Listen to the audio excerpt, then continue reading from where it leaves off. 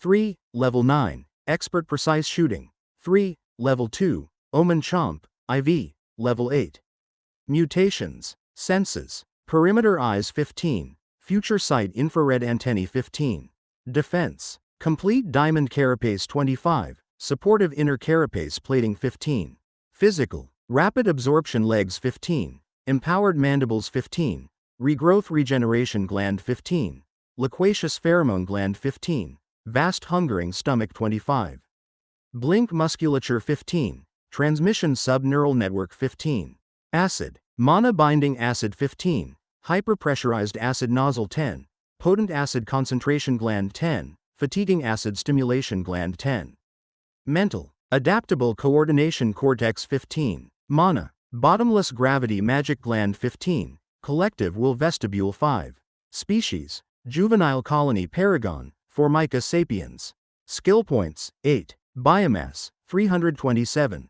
A lot of progress has been made. Having my sub-brains grinding away at skills has been worth it. My mana manipulation has reached rank 4, which is nice. External mana manipulation is climbing particularly well. This can only be a good thing.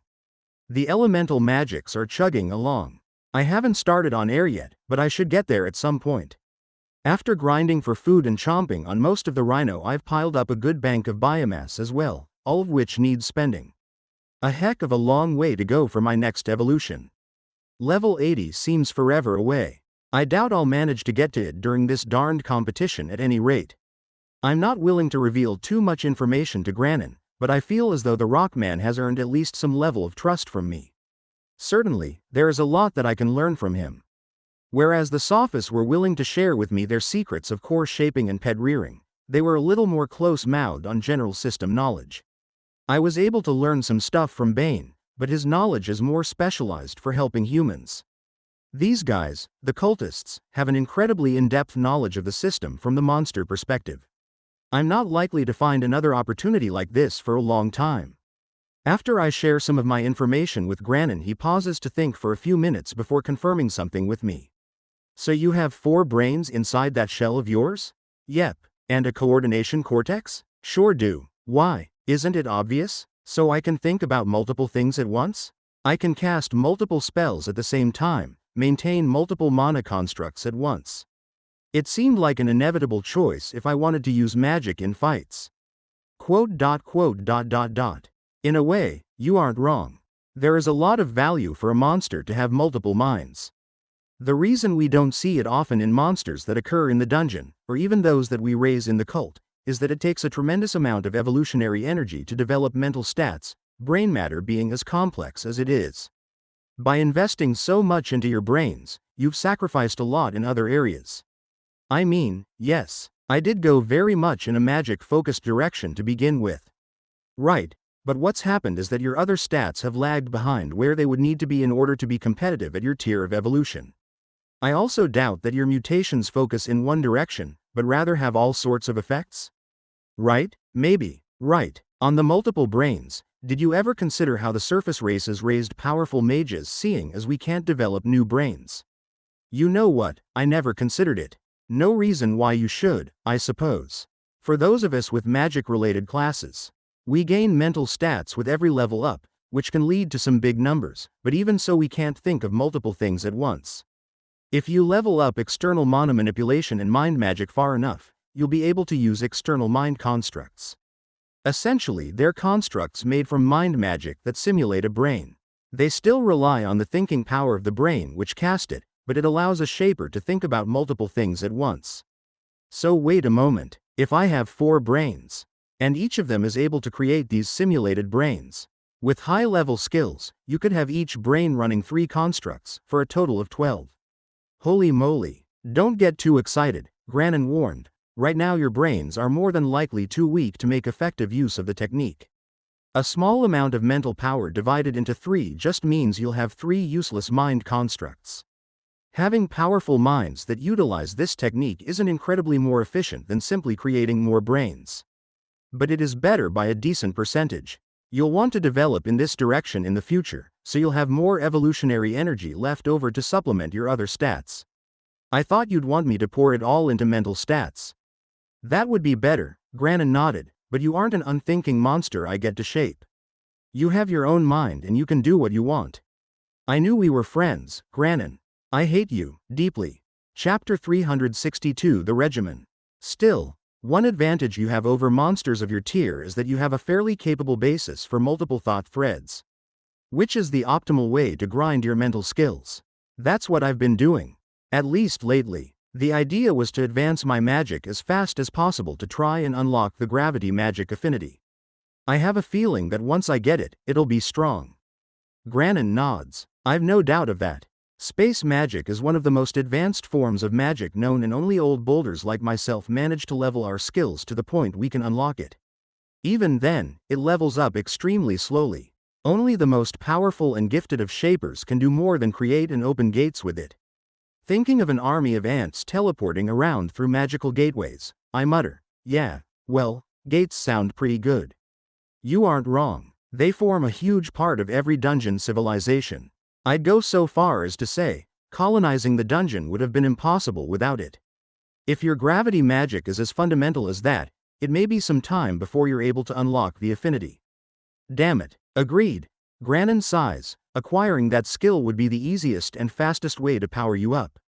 Since you don't have access to it, and we don't know when you will, there's little point in trying to grind for it now. If we throw all our eggs in that basket and the skill doesn't show up, then you'll end up in a bad way. I don't know about that, I protest. It's not as if that last battle was a real struggle. I dealt with that supposedly powerful monster with ease. Granin gave me a long, steady look at that point. I could almost hear his thoughts turning in his head. I could see how hard he was struggling not to call me an idiot. Out with it then, I sigh. The shaper shrugged heavily and sat down before looking me in the eye. Look, Anthony, that rhino was a stupid thought experiment. Had it landed that charge on you, you would have exploded into 1,000 tiny pieces in an instant. What about my diamond carapace? In an instant, he insists, your carapace wouldn't count for squat. It was carefully raised over a period of years, fed cores and biomass, tested in battle after battle. It took the blood, sweat and tears of a team of 3 shapers to create that creature, and it was a certified killing machine. Luckily for you, it wasn't that smart, and it was inflexible. I don't think the poor creature even considered you would use earth magic to open a tunnel beneath you whilst casting all those other spells. So you're saying I was lucky? In a way, you were very lucky.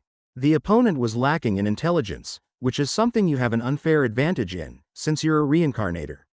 Most of the monsters that you'll face will be smarter, most of them will be just as clever as the average human. I thought it wasn't popular to invest in mental stats at this tier? That's true. But creating a hulking brute without a brain is just asking for your expensive, labor-intensive project to club its own brain out with a rock. Remember, these aren't pets. They're true, wild monsters that have undergone extensive core shaping after spawning. He makes a good point. Tiny has been as much a hindrance as he has a help at various points.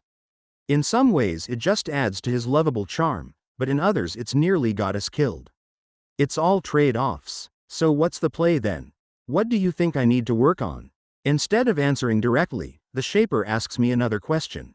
What are your basic elemental skills like? You mean, fire, water, earth and air? I mean, I have them. None of them are past rank 3 though. Oh, that's better than I thought. If you can get all of them to rank 3 and fuse them, then you'll have a bit more firepower in your corner. To rank 3? Is that all? I thought fusions would be better the higher rank the skills were. Shouldn't I try and hold on for rank 4 at least?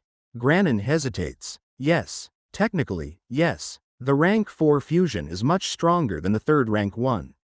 The 5th is even better than that. I'm not sure that anyone has done rank 6. Certainly I've no idea what that fusion results in.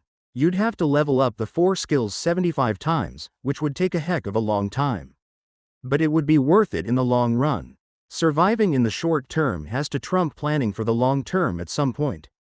He has a point there. But nobody got anywhere without taking risks. I have a feeling like if I compromise too much, then my path to power in the future is going to get cut short. Compromise now, compromise in the future, when will it end? I need to push hard, right now. Also, I have an advantage that Granin doesn't know about. The gravity bomb. I know it's a risk, but if I get deep enough into this tournament, Hopefully the cult won't be so prepared to sacrifice me to learn about my magic, and I can snag a free win by blasting some poor monster into a compressed ball of their former selves. You've got to go big or go home, Granin. We're shooting for a more powerful fusion. Rank 5, hit me up top. I raise a foreleg for the inevitable 5, but to my mounting shock it appears as if Granin fully intends to leave me hanging. Perhaps he's able to sense my mounting despair over the mental link because he speaks up after a moment.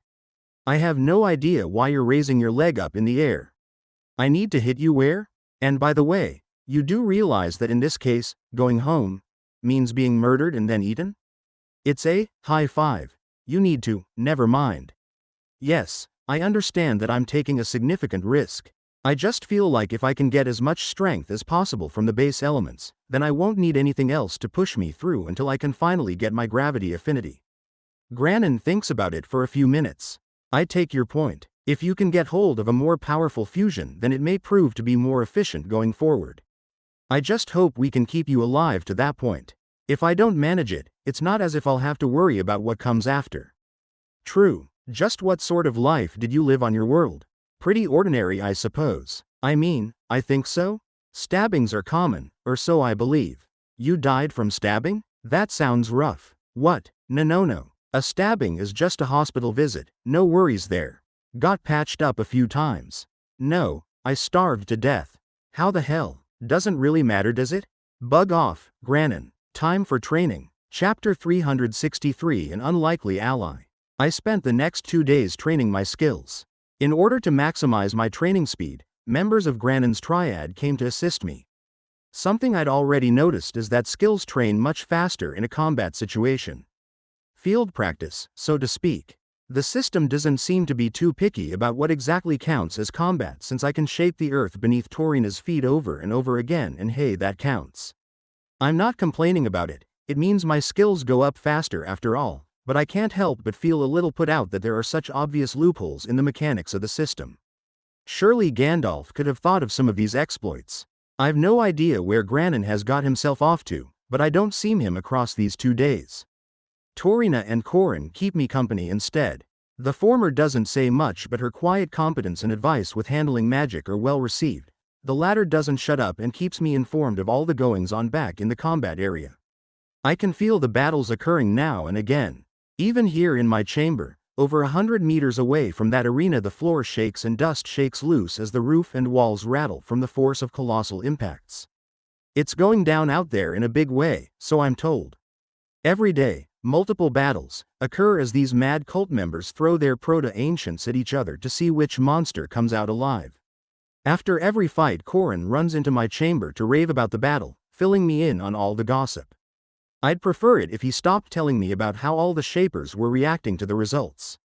What do I care if some ancient stone person was reduced to tears and movingly eulogized his monster pupil of 10 years?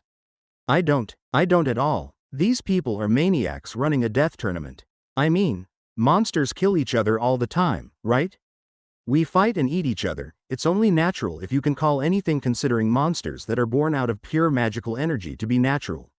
But being forced to fight by these shapers for their reasons is really rubbing me the wrong way. However, I have to admit that making use of their resources and knowledge will help me, and I can take all of this knowledge back to the colony if I ever make it out of here. Just thinking of what the family will be able to do with all of this knowledge is enough to make my mandibles quiver. The teleporting ant empire of doom will become a reality. After 2 days of grinding, I managed to get my earth mana affinity to level 8 of the 2nd rank and my fire mana affinity to level 9.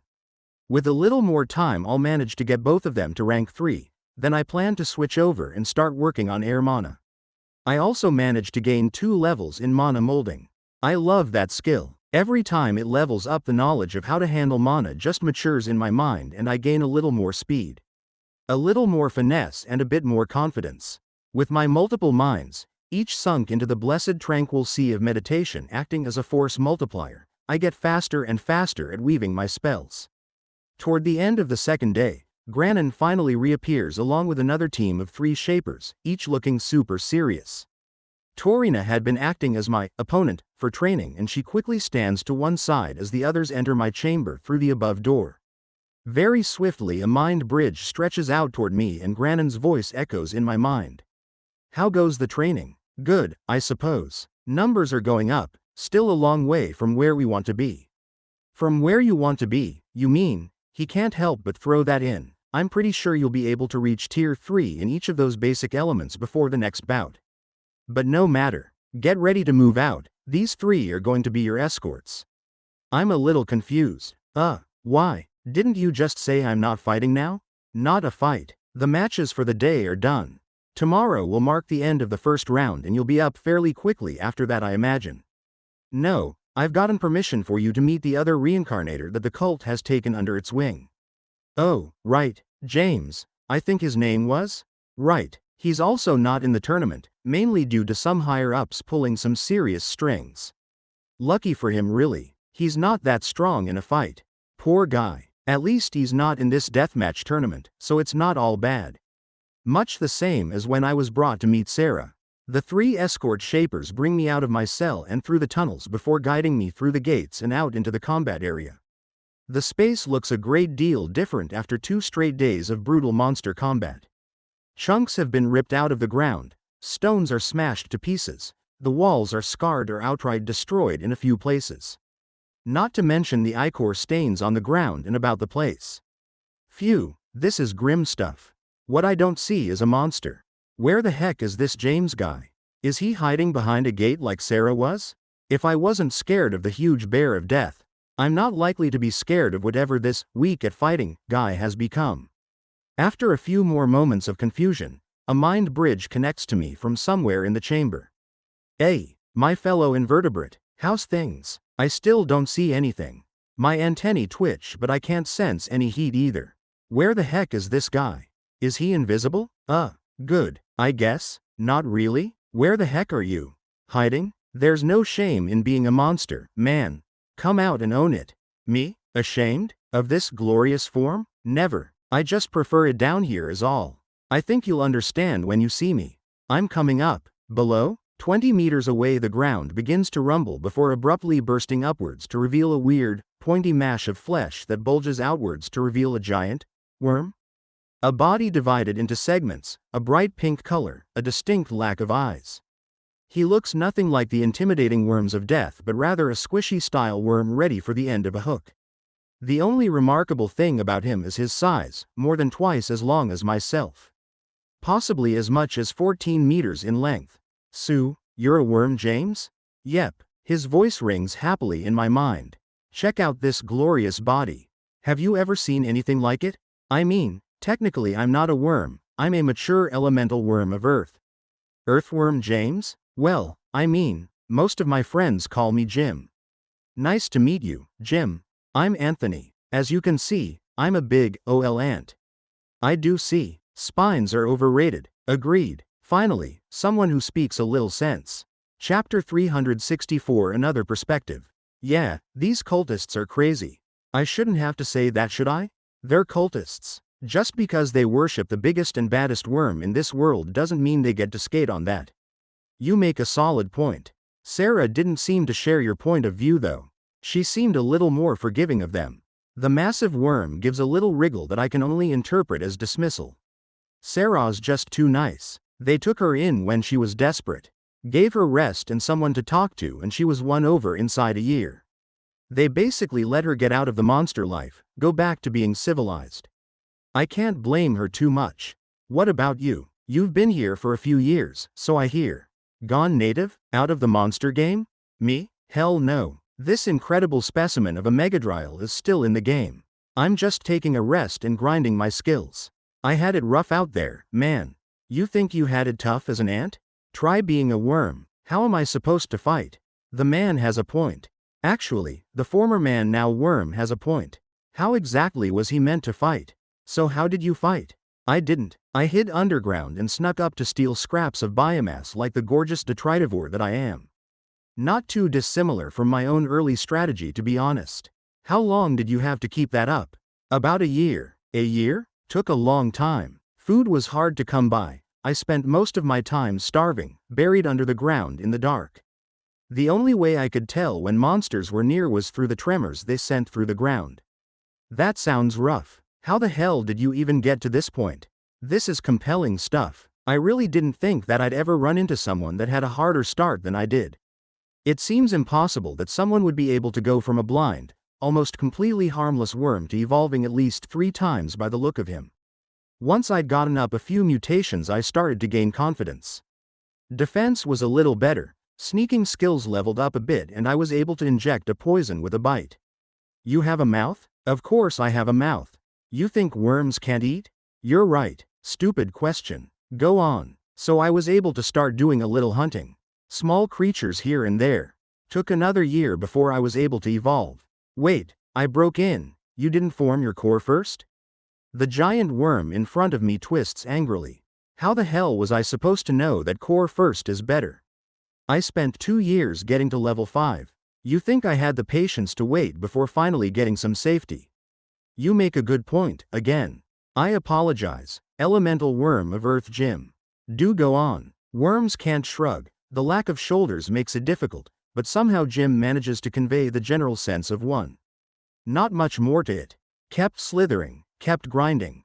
Got my core, evolved a few more times, snuck my way down here and got picked up by the worm cult.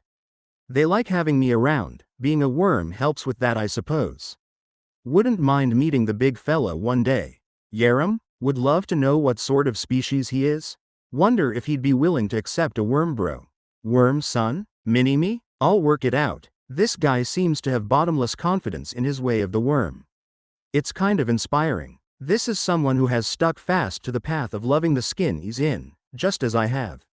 I need to stick to my guns, not that there was much chance of me doing any different. My ant soul burns bright, too bright. James and his worm obsession have nothing on my love of ants. I literally died for ants, damn it. So you plan to just keep grinding here before leaving? Do you think they'll let you leave? The Shapers? Oh yeah, they might be nuts, but they're usually on the level. Well, except lately. This whole death tournament thing? What the hell is this? Madness. They've lost what little they had left of their minds. Nuts. I'm telling you, nuts. So you still think they'll let you go? James spoke slowly, as if he were explaining something to someone very young. Or very dim. Anthony, I'm a worm. I literally eat rocks and dirt. At this point of my evolution, I think I can melt down metals and eat that as well. How would they keep me here? I think he's being a little These Shapers have a whole lot of tricks up their sleeves, even though they don't wear shirts. The moment he tries to wriggle out of their sight, I bet they knock him senseless with mind magic and drag him back up. Heck, maybe Jim knows that and he's working on his mental defense skills. It's not really my business, I suppose. Just like with Sarah, other than being formerly human, what do we have in common? James is living his best worm life and I have a new family. One that actually loves me. God damn, that stung me in the thorax. Something I ate? Well, judging by shifting feet of my escort over here, James. Please, Anthony, call me Jim. All right, Jim. I think they're going to drag me back to my cell where I'll resume grinding away at my skills in the hope that I won't die. Any advice before I go? Yeah, I think you're right. Their faces don't change much, but you can tell when they get fidgety. Jim sounds a bit depressed as he confirms my suspicion. Look, just try to cover your bases, all right? From what I know, the members of this cult have been trying just about everything to create a new ancient. Which means that there's all types of crazy monsters in this place. Just be aware that they can come at you from weird angles. You're still young on Pangera, you haven't seen how crazy stuff can get. So just, be careful. That's given me something to think about. Thanks, Jim. Anytime. The giant worm in front of me coils up like a plump snake and waves a friendly tail at me. I can't help but wave my antennae back, and with a happy little wriggle, the worm dives, literally dives, into the ground, and in a flash, he's gone. He can seriously move through that dirt. He might actually be able to do what he says. If he ever meets up with Yaram, I hope he doesn't get eaten. Alright boys and girls, I'm ready to go back to my cell. And when's dinner around here anyway? Another march through the tunnels and back to my cell where Granin is waiting. Did you have a good conversation with James? Oh yeah, he thinks you lot are as crazy as I do. Even Granin cracks a smile at that. I know, he's smart. If you survive the next fight, then I'll try and get the 3 of you together. The least they can do is let you all talk together. That I had to fight so hard to get you to meet James is a disgrace. Wait, what? They don't want me meeting the other former humans? HMPH. I get the impression they think you're a bad influence. Ah, I definitely am. I know. Chapter 365. Meanwhile, back at the colony, Vibrant bit down hard on her prey and the system notification rang within her head a few moments later. Without pause, she flung the biomass behind her and pressed forward whilst a silent throng of furious monsters swarmed in her wake. Her group was all around her, she could feel them now, ever since her latest evolution, sharing her strength. She'd become something between a soldier and a general now, empowering those members of the colony who were willing to join her group. Not only their speed was enhanced, but also their skills, an increase to movement and bite-related abilities that turned them into dashing, dodging and chomping machines with boundless energy. Vibrant pushed hard and they pushed hard alongside her. Always the vanguard, no retreat. The eldest had called them, and the family had answered. In all directions, the colony had exploded outwards in aggressive expansion. Thousands of ants filled the tunnel, ripping and tearing everything in sight and dragging it back to Queens to fuel future expansion. The academy had graduated many new siblings for Vibrant and her fellow council members, and all were hungry to work for the family. The colony was exploding with energy right now, and the catalyst had been the arrival of the Guardian. Vibrant, who's that? The pheromones were thick in the air as ants battled and communicated with each other, trying to coordinate, calling for assistance. It was hard for Vibrant to make out the scent of who was trying to contact her.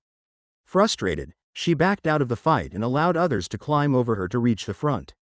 Over here, the tingle in her antennae told her what she needed to know, and she turned to her left to find Victor waving in her direction. At first, Vibrant didn't recognize her sister. There had been quite a change. You've evolved? A nod. Just yesterday. Nice. We need more tier 4s in the deep. That is why I have come. The soldiers have already evolved, and we are pushing hard to evolve as many support roles as we can, but it's going to take more time. We can try and feed more experience to the healers. In particular, Vibrant proposed, we need them more than anything else right now. They're keeping our momentum up. Victor considered for a moment before she agreed. You're right, I'll tell the scouts to get the word out. That's not why I'm here though. The Guardian found something and we need you to take a look. Where? Vibrant wasted no time and asked where she needed to go. Not a single member of the colony was willing to wait for even a second whilst the eldest languished in need of help. Follow me. As Vibrant followed closely behind the newly evolved general, 100 other ants peeled off the fight to follow in her footsteps, quickly replaced by fresh soldiers who had been hovering behind the front lines.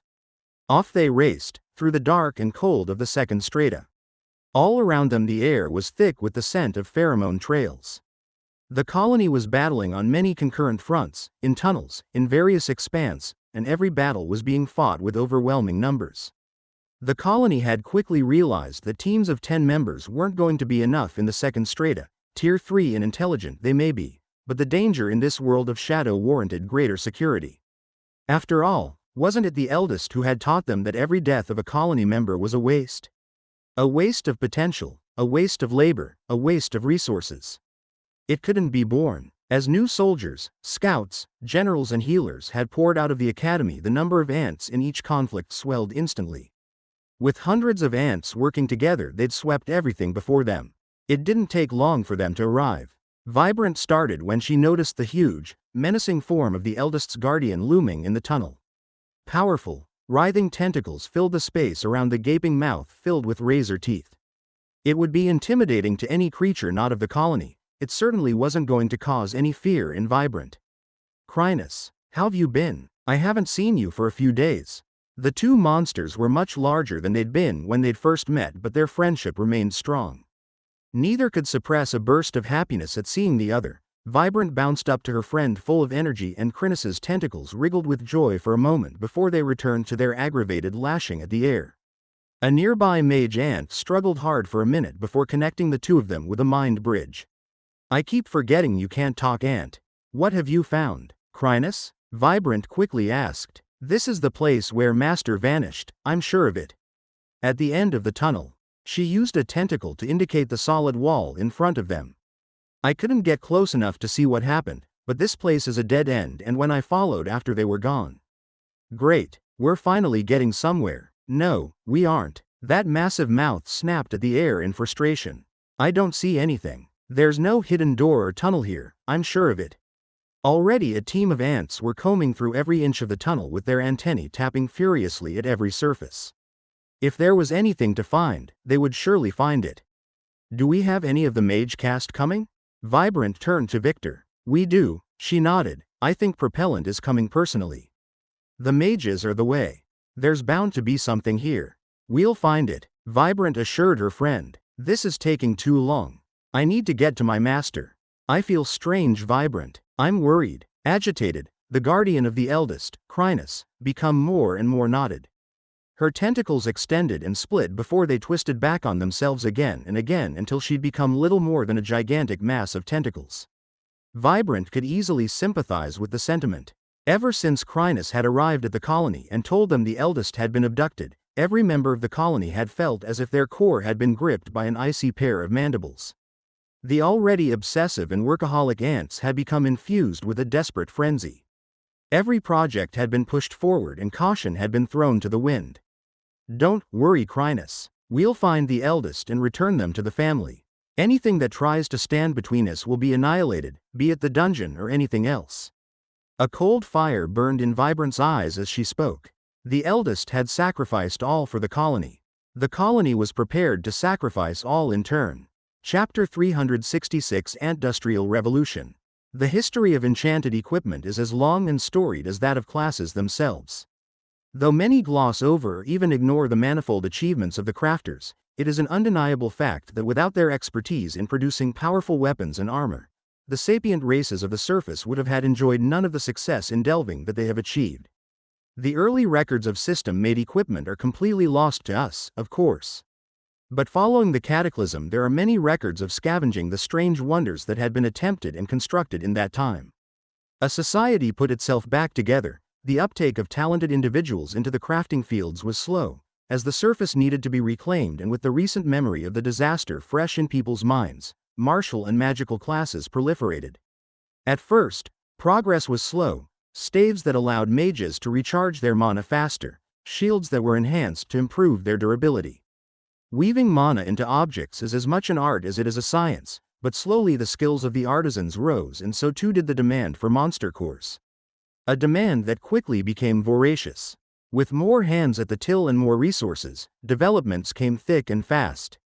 Agni Rufterson developed the first reflective shield. The lauded Ms. Bromina Steelhand was the first to channel elemental mana through a weapon, building the construct within the weapon itself.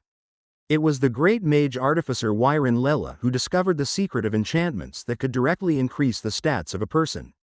And his research led directly to the uncovering of skill-enhancing enchantments. These breakthroughs changed the world, and now even the meanest mercenary delve will be equipped with such gear, as even a paltry one can mean the difference between survival and an ignoble death. Excerpt from The Historical Significance and Progression of the Crafting Arts by T.J. Smithinson. Why are 5 of my best smiths passed out in the tunnels? Cobalt bellowed. The artisan in charge of the new forge was just as indignant. I told them to wait until the chamber was properly prepared. The air vents aren't in yet, and neither are the heat sinks. The second I turned my back, they rushed in and started working. Cobalt slapped herself on the forehead with an antenna.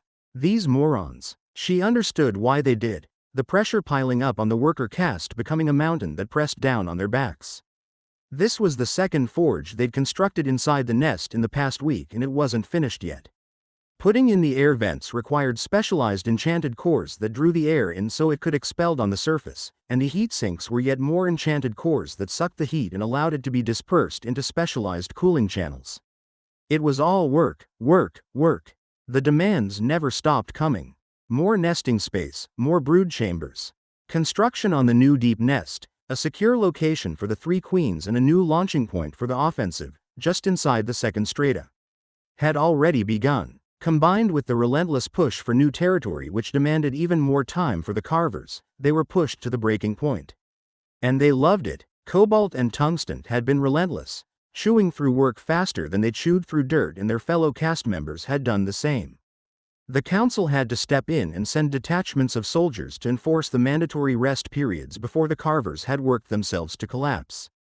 Seeing their fellow cast members being forcibly dragged away, Legs kicking at the air had only spurred the remainder of the carvers to work harder. If they were going to be forced to rest, then they needed to complete more work in less time. Why are 5 smiths lying down in the middle of this work avalanche? The angry rush of pheromones blasted down the tunnel. Hey, Tungsten, what brings you down here? Cobalt, I came to complete the installation of the cores for the new forge. Did these idiots try and work in there before it was ready? Cobalt gave a solemn nod. Damn fools. Everything we've learned about ant biology tells us how dangerous that is. Not to mention they're losing work time. The colony had been furiously learning all it could in a huge number of fields, but one which had been the most impactful had been ant physiology, and beyond that, monster physiology. Things that they had known instinctively, preferred temperature, moisture levels, humidity, were now being explored to discover the reasons why. One of their primary discoveries as they'd ventured into the world of forging is that the damp environment they enjoyed in the nest didn't mesh very well with a blazing hot furnace for shaping metal. For the ants to work with such tools, a specialized environment needed to be constructed. Experimentation had started immediately, the heat sinks and air vents were the early fruits of this labor. No help for it. Come on then, Cobalt. You and I can get this done as fast as possible, we need this forge operational. The 2 council members got right to work. Tungsten had brought the required materials in a carry bag slung over her neck. Yet another creation of the carver caste, and the 2 began installing the precious enchanted arrays with their empowering monster cores in key locations around the forge. After an hour they were finished and stepped back as the enchantments hummed into life. The air immediately began to move within the chamber as the temperature dropped. Everything seemed to be working properly. They didn't even have time to congratulate each other before the 5 smiths barged into the chamber and began to fire up the forges, preparing to heat metal and shape it to suit the colony's needs. Work hard to make up for the wasted time. Cobalt berated them before the 2 left the chamber. What's next on your agenda? Cobalt asked as they sped away down the tunnels. I'm headed to the new nest to oversee construction there. Things are getting to a critical point and we need to make sure it's secure.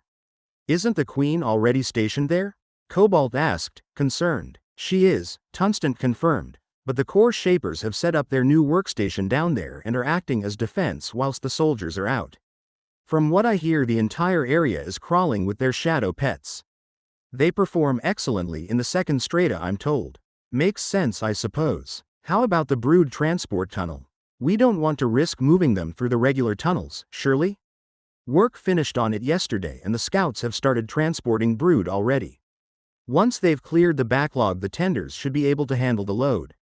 Getting carvers to learn some earth magic has been a great call. The 2 ants quickly reached a branch in the tunnel where they would need to part ways.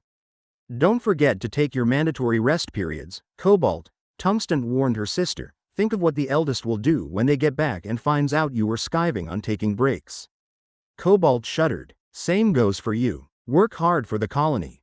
For the colony. Chapter 367. If you got it, spend it. I need to prepare. Grannon's gone to check my draw for the next round and time is going to be short. I was up first for the first round, the second is likely to be the same. I've done what training I can to improve my elemental magic and there have been definite gains. The temptation to fuse them is real. I'd have a weapon in my hands that I could employ right away. The fact that the weapon would be so flawed is holding me back. It might be useful to me right now, might even help carry me through this tournament of death. After that, it'd fade in power quickly and become a waste of skill points. I refuse to allow the effort I've put in go to waste. Instead, I'll use it as the foundation of even greater strength in the future. All I have to do is survive. To that end, I need to make use of the resources I have available to me right now, and the resource I have in greater abundance than any other is biomass. It's itchy time. After the hunting that I did with Tiny and Chrysalis, the biomass I secured from the Rhino, as well as the food Grannon was able to secure for me here in my cell. I've piled up quite a little money bin of points. As I've already begun, I'm going to push my upgrades to 25 for the maximum effect I can get. With a little bit of time, hopefully, I can become accustomed to my new mutations before the fight begins. Alright then, let's see what we need to upgrade. At 115 biomass a pop, upgrading from 20 to 25 is so costly it makes by carapace hurt, but there's nothing for it. I want to get all my mutable organs up to 25 as soon as possible. I still have quite a few at 20 that need to be given that final push. My carapace plating, my eyes, my antennae, my legs, mandibles. Gah, so many. It's going to take thousands of biomass to get all this done. Luckily I'm getting some nice and dense food from this tournament, I suppose. I think the first thing I want to upgrade is my mandibles. My primary physical attack option and certainly a powerful one. I think the best choice will be to continue the emphasis of the mana channeling. The more types of mana that I become able to fuse into my mandibles, the more variety I'll be able to introduce to my attacks. Being able to target the enemy's weakness will certainly help me. When I eventually fuse the elemental skills to create some powerful new skill, then I assume it'll propel my bites into a new realm along with the rest of my magic.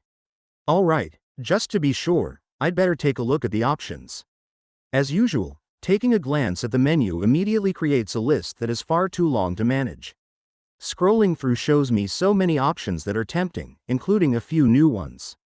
Cursed mandibles, diamond mandibles, paralyzing mandibles, extending mandibles, and so much more. Making my mandibles as shiny as the rest of me is certainly tempting. I take a great deal of pride in my diamond exterior. The extending mandibles are pretty cool. A new part is added to my face that essentially allows the mandibles to extend outward from my head, increasing the range by almost 50%. I assume it would do the same for the energy projected by my skills, which would represent a powerful extension in my range. Alas, I can't allow myself to be distracted by these baubles. I have to knuckle down and get my mana infusion on. Do you wish to improve bright empowered mandibles to mana flooded mandibles? This will cost 115 biomass. Put a pin in that one. Although this means I'll become more reliant on my mana infusion for damage as opposed to raw physical power. I think the versatility will make it a worthy trade-off. On to the next. I'm anticipating a lot of pain in this tournament, so I suppose I should prioritize working on my defenses.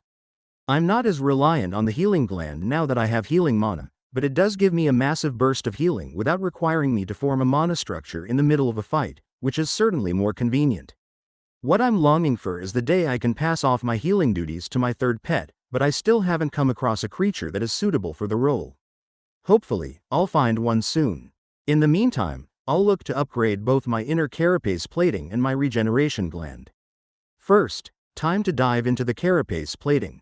The list is always long, no matter how specific the body part, and some of the options are just weird, whereas others are questionable at best.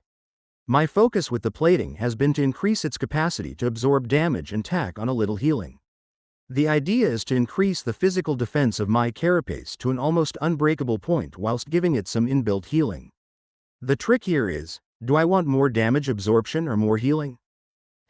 Last time I went with healing, so this time I think it's time for hardening. There are a few options that serve my purpose, the first being upgrades to my earlier defensive choice, distributive.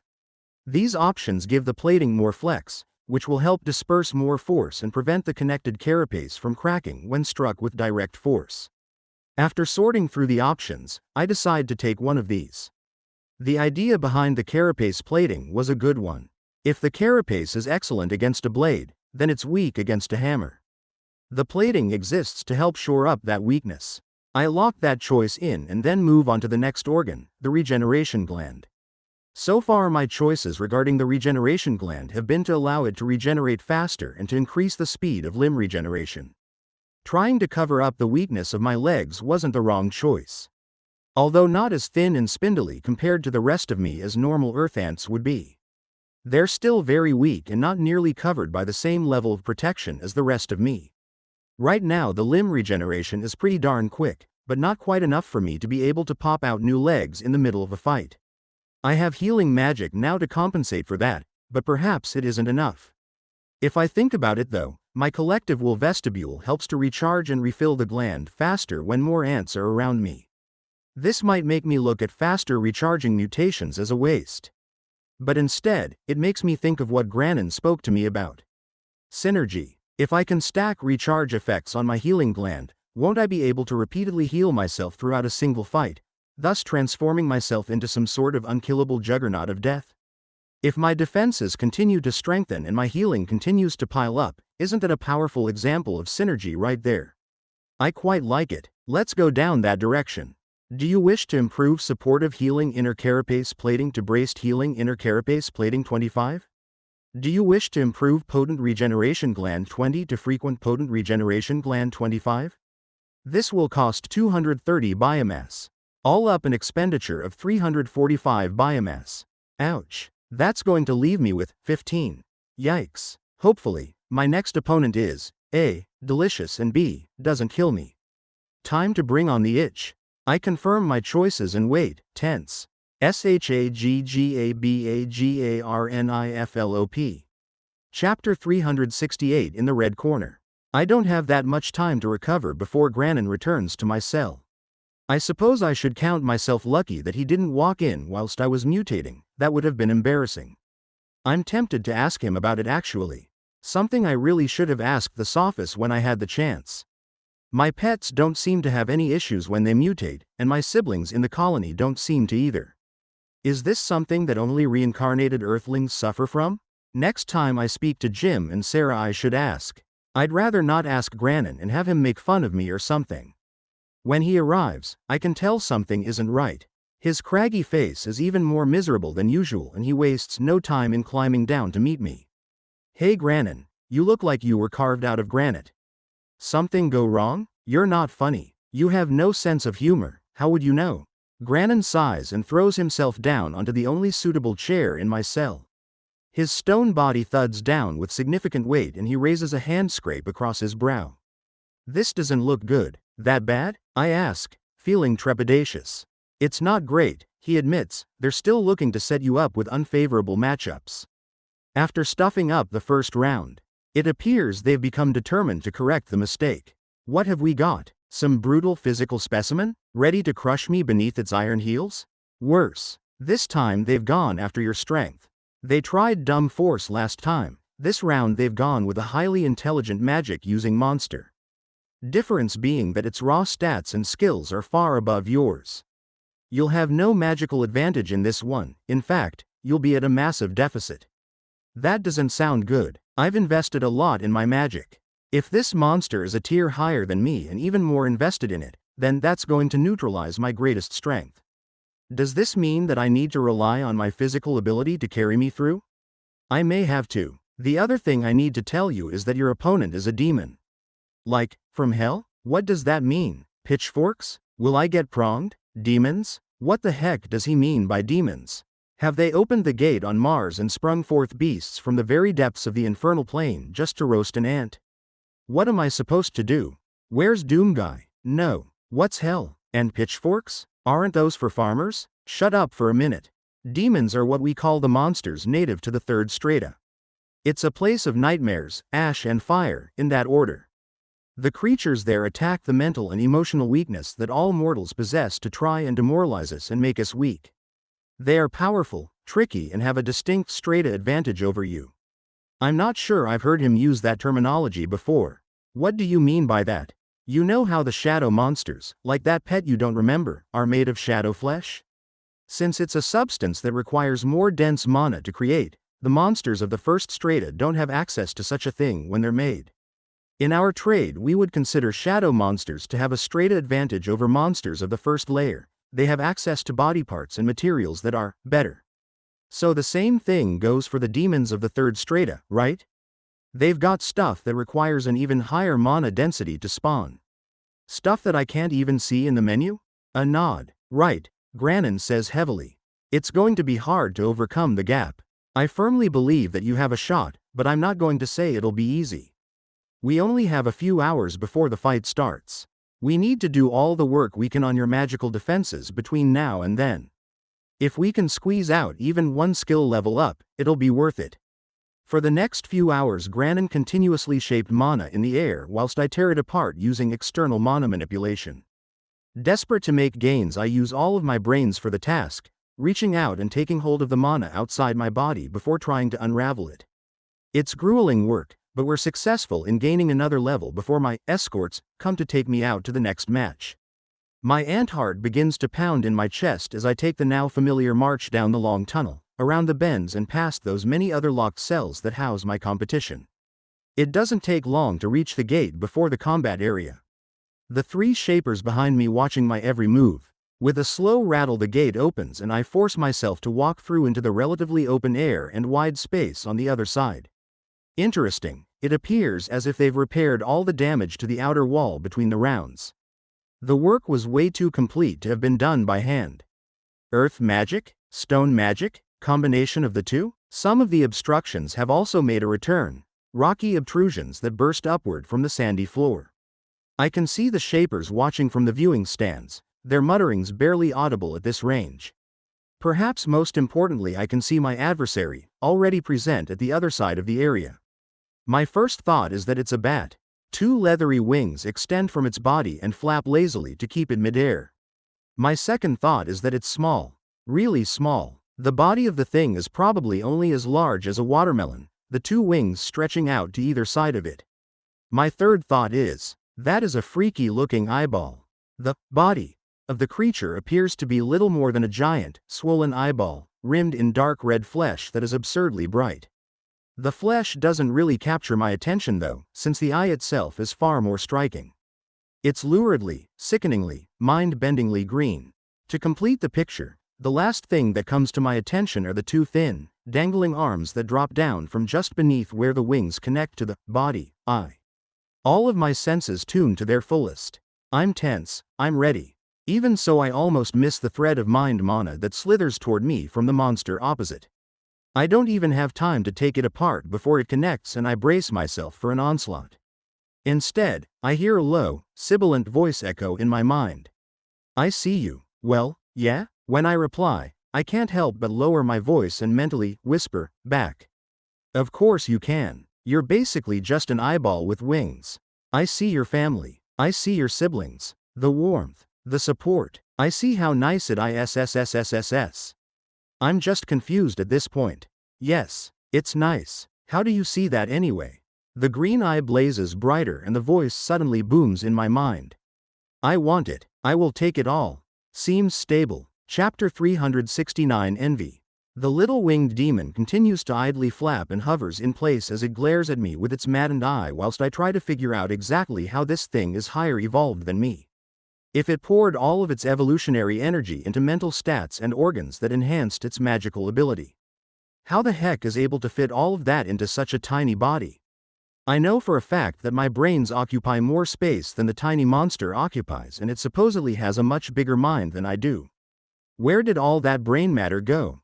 Does it have access to some sort of mega compressed neurons or something? If so, it's not fair. That sounds like it would be really useful. Besides that, I need to focus. My sub-brains have already put together the mana constructs I feel I'm going to need for this battle. Firstly, condensed ice magic construct. Since the creature is a demon from the third strata, a place of fire and ash, it stands to reason that fire magic wouldn't be too effective. Therefore, it seems as if ice will be the best bet. Granin supported the decision, so I can't be too far off the mark. For my secondary option, I've actually gone with healing magic. If I'm going to get close to this nasty fellow and bite him to death, then I suspect that I'm going to take an absolute battering on the way in. With my newfound regenerative abilities, combined with healing mana, I'm hoping that I'll have enough staying power to absorb the punishment that's sure to come my way. The real problem I have is that Granin wasn't able to tell me what sort of magic this little beast might be capable of. It's been trained by a triad of shapers, just like every other monster in this place, but what they decided was the most effective use of that brainpower was I have no idea. I'm going to have to find out the hard way, I suppose. This is going to be rough. I can't believe such a small monster is giving such an intense feeling of pressure, but even beyond what I've been told about it, the insane-looking little bugger just creeps me out. The voice in my head sure isn't helping. Oh, I know you now. I can see you're tasked. You are one weird unit, buddy. I think we're done here. Before the shaper in charge of the fight can declare it's begun, I reach out to the mind bridge connecting the two of us and flex my will, tearing it to shreds. The feeling of having the mental connection cut so suddenly is jarring, but I'm certain it's significantly worse for the mini-demon. A moment of triumph before the start of the bout. Good start. Before I can even finish congratulating myself, I sense another mind bridge worming its way toward me. I don't know how he does it, but the spell is so hard to sense, as if he were using stealth mode or something. Reaching out with my mind, I seize the threads and tear it apart once more. But before I'm even done, I sense another bridge coming, then another, and another one after that. Holy moly. Launching into action mode, I sink my minds into meditation and put my main mind as well as my biggest sub-brain to work on tearing the spells apart before they reach me. Tense seconds pass as I focus all of my attention on cutting apart the spells that seem to fly at me without end. Every single one of them comes from a different angle, feels slightly different, and moves at a different speed. It's impossible to sense any sort of rhythm or pattern, and the demon is relentless. Each moment that passes brings the bridges that little bit closer to connecting and redouble my efforts. I focus so hard on the mental battle that I barely register the shaper sweeping a hand to indicate the start of the fight. Oh right, I need to add a boom. I fly back from a tremendous impact that sends me reeling, my legs scrabbling in the air as I struggle to gain my balance in the air. Thud. I land heavily and try to put my feet under me as fast as I can. What the hell just happened to me? Am I damaged? What's going on? ISSSS, see your pain. It's SSSS, oh nice. When the heck? Speaking of pain, my freaking head hurts. Just ignore it, Anthony. You need to move. Dash. Boom. Another explosion rocks the position just behind me, once again lifting me off the ground. That first shot hurt. Checking my HP, I can see I'm already down 20 points. A large chunk has been taken out of my carapace right between my eyes. Yeouch. Don't want to get hit with another one of those. Need to keep moving. Dash. I try to collect my thoughts as I move around the outside of the ring. I think this little devil battered me with mind bridges just so I'd be distracted, then bopped me right in the face with a spell the second the fight started. How dirty. This damnable demon is sneaky. I don't think I've ever faced a monster this smart. This is going to be hard. I decide not to pull the trigger on my healing gland just yet. Internal damage isn't too bad and external damage will be healed over time. I just need to give my plating a little time. If I get hit in the same place again, it might be lights out, but I need to risk it to win the biscuit. The biscuit in this instance being some delicious demon meat. Give it all to me. All your things SSS are for me. Boom. I can barely see it. The little monster hasn't moved since the fight started and his spells are as fast as lightning.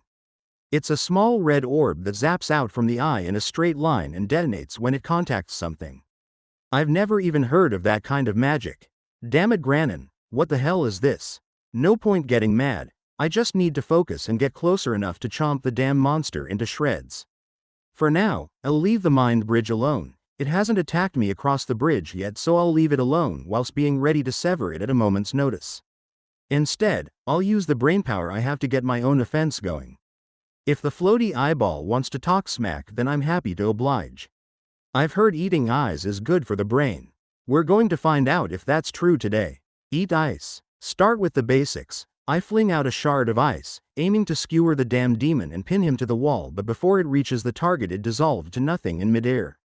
Dodge. Boom. Another explosion sends sand and dirt flying in every direction and I scrabble to keep my feet. Can't stop moving, even for a second. The nasty little creature is clearly aiming for my head, trying to score the knockout punch. As if I'd let you. More ice. Weaving condensed mana takes more effort and energy on my part, but it's also harder for the demon to break apart, requiring more effort on his part. Judging from his earlier performance, he can shape a heck of a lot of spells at once when he wants to. If I can distract his attention even a little, then that's going to help me close in. This time 2 bolts of deep blue ice fly through the air like spears. They dissolve once more, but I notice they get much closer to landing than the single shot did. When the monster is distracted breaking down my magic, I angle my dash to reach a little closer. I'm coming for you. Chapter 370, The Real Master of Magic. The second I put a leg within 20 meters of the demon, it suddenly acts. One of its dangling arms flicked in my direction and 3 of the red balls flew in my direction at once. Boom. Pain blossoms along the side of my abdomen as I manage to turn my body at the last moment, protecting my head.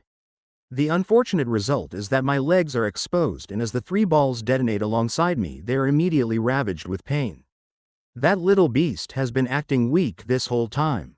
I should have known that throwing one spell at a time was way too easy. I've fallen for his trap again. His stupid spells are so fast that I barely have a chance to start breaking them apart before they land.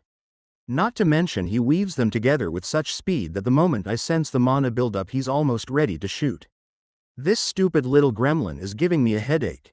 You have it, I will talk it, give it to me, get bent. I've no choice but to trigger the regeneration gland. 2 legs on my left side are heavily crippled and are impeding my mobility. If I leave it like this, I'm only going to be food for more of those ridiculous explosion balls. Just what sort of magic is that anyway? Once again put on the defensive, I focus on dodging and moving in unpredictable patterns as the healing fluid rockets through my system, creating new tissues and connecting them at an absurd pace. To speed the process, I fire off my latest ice spears and then begin to weave a healing spell to lay onto myself.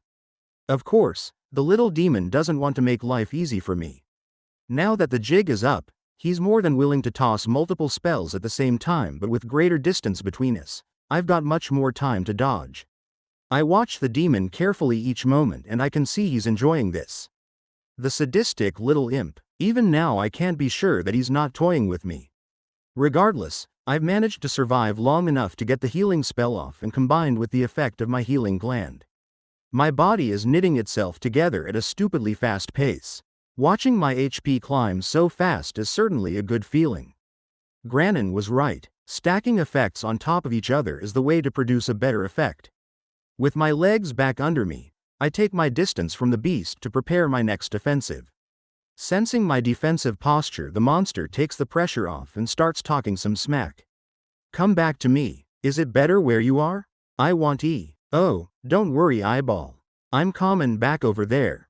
Don't worry about it. The creature's wings do a little wriggle of glee as I talk back to it, and the eye widens even further if that's at all possible. I swear that eye is starting to become darker and it looks a little broken, as if it were a window that was starting to crack. No matter. If it means something, I don't know what, and there's little point guessing. I just need to focus on my next offensive, keeping an eye on my opponent and making sure that I never stop moving. I focus my main mind and strongest submind on shaping my next offensive ice spell. Handling the condensed ice mana is difficult and it takes quite a bit of work to put this spell together. Hopefully, it's strong enough to make it difficult for the mini demon to break it apart. Once I have the spell ready, I don't fire it immediately. It takes about 10 seconds to ready that magic, enough time for my enemy to weave any number of hideous constructs to inflict on me. I've no doubt that he can sense the magic I've built up and he must be ready to retaliate the second I unleash it. So instead, I hold onto it and begin to close the distance between us bit by bit. Dashing head on is just asking to get a death ball to the noggin, so instead I angle my dashes to bring me a little closer after each one as the monster and I engage in a little game of chicken. If I can bait out his counterspells whilst still being at a reasonable range, then the chances of a successful dodge are much greater. The closer I get, the less time he'll have to break my spell apart. My heart is right in my mandibles as the gap between us continues to shrink. The sand flies out from beneath me and out behind me as my legs kick up a trail as I run, getting closer every time I move. The monster finally decides to act and flicks its hand out once more as I close within 30 meters. The second it does, I kick my legs hard and rise into the air. The moment I do so, I unleash the spell I've held onto. The spell drops down into the ground in the form of a bright ice blue light that starts to race through the sand toward the monster as I raise my legs high to keep them from the inevitable explosion. The monster unleashed 4 of the deadly balls of death this time and threw them out in an arc that would have surely caught me had I continued to run forward. Instead, they detonate beneath me, throwing me further into the air. The concussive force is absorbed by my carapace plating, but even so, I take some internal damage from the blast. Those spells pack a punch. Still, my spell should distract the monster long enough for me to get back onto my feet and close in for a juicy chomp. I reorient my body and catch sight of my opponent and my spell racing through the ground toward him. To my surprise, the imp doesn't seem too concerned with the ice magic making its way to the sand beneath it. Instead, its eye glares at me even harder. At this range, I can see that the eye isn't broken but filled with thick, pulsing capillaries that appear like cracks in a mirror, threading their way through the iris. Just as I make this disgusting discovery, something else happens. The air beneath the flapping eyeball ripples before it seems to unfold, revealing a huge grinning mouth suspended in midair, full of gnashing teeth. Just before my spell erupts, the mouth opens wide to reveal a bright green, fleshy tongue that unfolds to taste the air as the eye flashes dangerously. Not good. Pow, pow, pow, pow, POW. Angling my body, I unload a barrage of acid toward the monster as the eye flares dazzlingly bright. The ice magic flares in the ground and a sharp pillar of ice spears out of the ground to thrust toward the flying monster just as a searing beam of bright green light lances out from that eye and pierces my body. The ice pillar stabs home and scrapes the side of the monster, unleashing a spray of sizzling black blood into the air. The shock of the strike throws the monster off balance and the beam sears through my body, cutting a deep gash in me before glancing off into the stands. Ouch. That stings. Oomph. Hitting the ground stings even worse. Desperation explodes in my mind as I take stock. I'm hurt real bad. It's only been a minute since I last used my healing gland and there's precious little juice recharged back in there, but I fire it off anyway. Every little bit helps. My legs feel weak as I push them beneath myself and start to haul my body behind a rock. Healing mana, do your thing. Chapter 371, The Secret Technique of My Elders.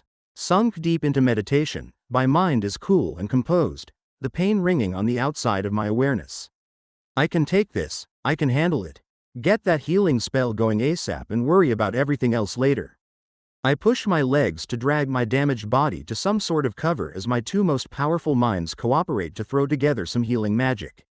It only takes a few seconds, but it feels like an eternity before the spell is complete and my flesh begins to knit back together. It isn't enough though, the damage this time is severe. Whatever that damn I-beam was, it was strong enough to cut through my carapace like it was paper. I think a piece of stomach is hanging outside of my body. Yuck. I can only hope that the demon was hurt bad enough to keep it from coming over here and finishing me off. I know that my spell managed to slice it, hopefully my acid will help cause a distraction as well. I hunker down for a few tense moments as I spin together another healing spell to lay onto myself. The second it starts ticking, I flex my legs and dash out from behind the rock I'd used for shelter. Boom! Just before the thing explodes. Nice timing, Anthony. Shards of stone clatter off my carapace and fall like rain across the whole combat area in the wake of that explosion. The sand kicks up into a wave of precious vision-blocking dust that allows me to jink once more as I reach out with my mana sense to grasp the location of the creature. Every second brings me closer to full health. Hold on, Ant, you can do it. Even as my health increases, there's another problem that is becoming more and more urgent. My stamina is falling. I've been dashing about like a mad thing ever since this fight started and I'm getting pretty darn tired. Although I can keep healing myself and drag the fight out, I'm pitting my own physical stamina against the little demon's mental stamina, and I'm not confident that's a battle I can win. Before my situation becomes too desperate and I can no longer run. I need to heal up and then bet everything on the next strike. Luckily that last exchange gave me a hint. This is going to get crazy. I keep dodging about to buy more time as the dust clears and I get a clear view of my opponent once more. The acid does appear to have done some work along with my ice pillar. Dark blood is dripping down the monster's arm and one of its leathery bat wings has a gaping hole. Oddly enough, the hole doesn't seem to have any effect on the creature's ability to stay airborne. There must be some sort of trickery there. It still isn't nimbly flying about, however, rather just hovering in one place. There must be a reason for that. At least, I hope to heck there's a reason for that. Boom, boom, boom. Seemingly enraged, the creature throws out blast after blast, forcing me to dodge and dash with all of my strength as my healing spells stitch me back together. That eerie mouth that appears to be suspended in midair, attached to nothing, keeps grinning at me, as if it were the Cheshire Cat but the mouth was large enough to swallow a sheep whole. It's creepy. Still, I think I'm just about as ready as I'm going to get. Dragging this out is only going to make things more disadvantageous to me. The eye appears to be drained of energy, the green no longer as bright and glaring as it was before, but over time it's been recovering. This could mean that the eye can't use its mega beam laser continuously, having to wait for a recharge. Or it could be a trick. Either way, I still have to go for it. Reluctantly, I let go of both the mana constructs I've held onto so far. For the plan I have in mind, I'm not going to need them, and if it doesn't work out, I'm still not going to need them. With all four of my brains free and focused, and I hone my senses in on the floating beast with razor sharpness. I can see it all. The heat, the movement, the mana, even that little whisper of the future. I'm going to need all of it for this. If things go well, This scene is going to detonate under the watching shapers like a quake. Breathe, Anthony. Just breathe. Focus and bring it home. For the colony. I want your PAIN. I want your FLES SSSH. I want your SOUUULLL. Give them to MEE. I hope you taste nearly as good as you fight. Once again, the high-speed dance begins as I try to close in on the monster, dashing and dodging ever closer as he fires exploding missiles of death my way. With all of my brains on deck, the 3 sub-brains cooperating with the aid of the coordination cortex, I can follow the flow of the fight much better than before. I sense the spells faster. My body reacts quicker, and those echoes of the future are more helpful when I have the available brainpower to take them in. Pow, pow, POW. I weave in acid blasts to keep the monster distracted as I move, trying to throw the monster off its game. Every little bit of attention I can distract from myself will help in the long run. My enhanced reactions are firing on all cylinders, and even the eyeball seems to be getting frustrated as his eye glows brighter and brighter and his little gestures get angrier every time he waves his hand. Feeling pressure yet, little demon? I'm coming for you. Clack. I snap my mandibles hard and the sound echoes around the combat area. Clack, clack, clack. As I race from place to place, narrowly dodging and skirting around the explosions, I continue to clack my mandibles to taunt the demon. The eye bulges with rage, the worm-like capillaries swell with fluid as the once smiling mouth now snarls. Gwahahaha. Yes. Get mad, get distracted. I'm coming for you. As I close to within 30 meters, I can sense the time is coming and my mind sharpens to a point like a razor. It's coming, any second now. I'm dashing across the creature, moving from the creature's left to its right at high speed. This maneuver is going to be tough as heck. Elders of the past, give me your strength. The eye starts to flare bright once more as the creature raises its hand. I'm so focused that the limb almost appears to move in slow motion. It raises up, and with a flick of that little bony wrist I feel 6 flares of mana from the monster. 6, huh? You were still holding back on me. No matter, I have you now. Before the small spheres of destruction appear, I can already see them.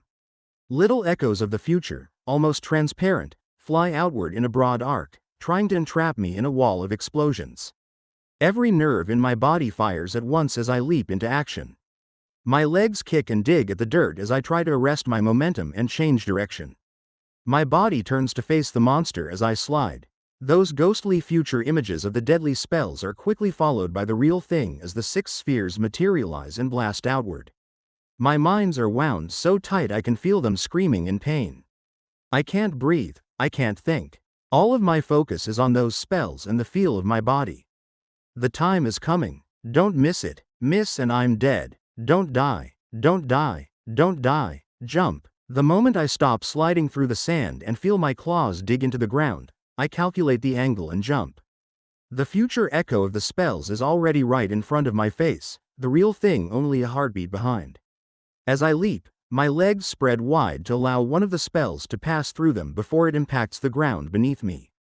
The detonation sears the underside of my body and pain sears my minds, but more important than that, the force of the explosion combined with the lift from my own jump propels me straight toward the monster with impossible speed. It's a rocket jump, fool. Doomguy lives in MEE. Chapter 372, Demonically Delicious. My massive ant body hurtles through the air as if I've been fired out of a cannon with my mandibles open wide. The air whistles past, pushing my antennae back against my head with the force. I'm seriously moving now. I can almost taste that demon now. Even as I prepare for the chomp, the monster doesn't appear to have given up. Resentment and anger are accumulated in that eye and it flashes blindingly green once more. I knew it would come down to this. I've no way to dodge and no way out. Flying head on, if that laser hits me it'll drill straight through my head and roast my brain. I can't allow it to happen. All 4 of my brains reach out toward the demon and grasp hold of the immense mana flooding into that eye. Being so close to it, I can feel the weave of mana being concentrated in that eye, and even in this situation I can appreciate the sheer skill on display. The dense threads of mana are weaved with such speed and precision it shocks me. The little demon is painting a 4-dimensional masterpiece with thousands of individual brushstrokes in a matter of seconds. The mastery such a feat requires is astounding. Not that I can allow it to happen. Desperate to prevent the spell from firing, I use every bit of my will to take hold of the mana and rip it apart. As I fly through the air, my jaws prepared to crunch, a contest of minds takes place and I'm severely outmatched. As I try to seize the mana taking shape within the eye and break it, destroying the fragile work the demon has created, it tries to lock the mana in place, holding it firm and denying my attempts even as it races to finish the spell before I can bite it. Once again I'm left in awe at the sheer mental power of the creature. So this is what a true master of magic looks like. Even though it has evolved one more time than I have, I really didn't expect the difference to be this severe. How the hell does it pack so much raw brain into that tiny body? It's insane. It might be an unfair arm wrestle, but it's one that I have no choice but to win. Victory or defeat is measured in a matter of milliseconds. In this strange slow-motion world that we occupy, I can already see the dark energy that manifests my omen chomp taking shape at the edges of my mandibles. In less than a second they'll expand outward and close on the soft, squishy body of this demon, ending it. I just have to delay the laser beam until then. Frantic, I redouble my efforts. If you can build, then I'll destroy. Rip, rip, rip, rip, rip, rip, rip. Every mind I possess is working at its maximum capacity. My entire body is screaming in pain. We have to get there in time. To my horror, my antennae begin to tingle and something I really don't want to see begins to take shape in front of my eyes. From the center of that bulging eyeball a phantom laser blasts outwards, lancing toward my head, directly between my eyes.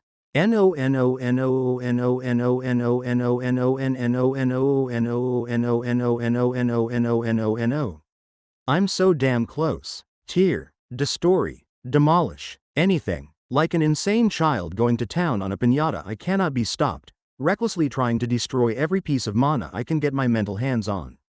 But it's not enough. The will of the demon is as solid as iron and the real laser blasts out from the eye, spearing down the trail left behind by its future echo. No. Mother, chomp. Silence reigns over the combat area as the dust settles. For a brief, paralyzing moment I'm not even sure if I'm alive or dead. My body feels dead. Am I dead? Is Gandalf going to speak to me again, or will my soul just dissipate into nothing? Geez, my head hurts. The worst part of 4 brains means 4 simultaneous headaches is a real thing I have to deal with. It sucks. If my head hurts, then I must be alive. Surely you don't get afterlife headaches? I attempt to wiggle my antennae and to my joy I find I can still move them. Aha, I live, I'm alive, almost unable to believe it. I start tapping my head all over with my antennae, just trying to confirm that my head still exists. I swear I saw that laser zap straight into my head. Creepily, I find that it actually did. Right between my eye orbs a significant hole has been drilled directly into my carapace. In a thousandth of a second it probably would have tunneled all the way through and into my brain. My body goes completely weak with relief. That was way too close. Holy moly, I can't take many more of these. At the same time I can feel a giddy excitement welling up inside me, making me shake with silent ant laughter. I live. Against all the odds, I still live. Screw you dungeon. Get stuffed shapers. I roll with all the punches and I'm still kicking. This insect is here to stay. BWAHAHAHAHA. Wait a second, I haven't received the dungeon notifications. I roll to my feet and scrabble to turn around. Where the heck is the demon? Heart in my mouth, I rush to where I'd collided with it and breathe a sigh of relief. It might not be dead, but it's not looking so hot. The eye has been crushed and its body is a wreck. It's a minor miracle that it's still alive. The tenuous connection between us still exists and I feel a voice whisper in my mind. I wanted your everything GG. I look down on the now pitifully broken body of the demon. You are freaking weird, man. I can't lie. Chomp. You have slain level 57 Luminaire Demon Nvidia, V. You have gained experience. You have reached level 24. You have reached level 25. You have reached level 26. You have reached level 27. You have reached level 28. The moment the demon is confirmed dead, something bizarre happens. As if a hole connected to a world of grossness opened, a flood of brain matter and bits explode out the back of the demon's head. The creepy mouth also materializes a connection to the main body and launching out from behind comes a gigantic, distended stomach. In a matter of seconds, a huge pile of offal has appeared, steaming in the dim light of the combat area. Delicious? Chapter 373 The Shock of It All. Up in the stands, Granin can't help but chuckle in relief as he watched Anthony gingerly approach the disgusting pile of biomass that had seemingly been vomited from thin air. Perhaps at some point he could have told his charge that demons stored body parts in self-contained micro-dimensions, allowing large and powerful monsters to appear small and harmless, the bulk of their body mass shunted off into a pocket space. The Shapers would dearly love to be able to control such a piece of magic, but it had eluded them for eons.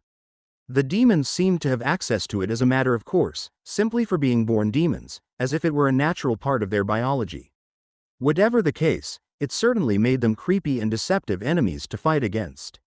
That had been close. Far too close. Going into the fight, he'd given Anthony a 10% chance of coming out on top, but even he'd been shocked by the amount of power that had been packed into that little demon. A monster fully specialized in physical stats with great speed and power would have been much better off than the ant. Not only were his stats lacking, his skills were also weak when compared to a more specialized monster, since he'd spent so much time grinding his magic and mental abilities. This tournament was almost fiendishly set up to target his weakness as a generalized creature. But still, he'd been able to win. That final maneuver had been dreamed up on the border between genius and insanity. Granin was sure of it. Who would think of using the blast from an explosion to propel themselves toward their enemy head first? It was insane, tremendously difficult to pull off, and almost certainly suicide. And yet Granin was now looking down at a monster cheerfully chowing down on its defeated foe, having utilized just such a move. As the tension slowly drained out of Granin, he couldn't help but become increasingly aware of the shock and disappointment radiating from the Shapers around him. Particularly from the figure on his left.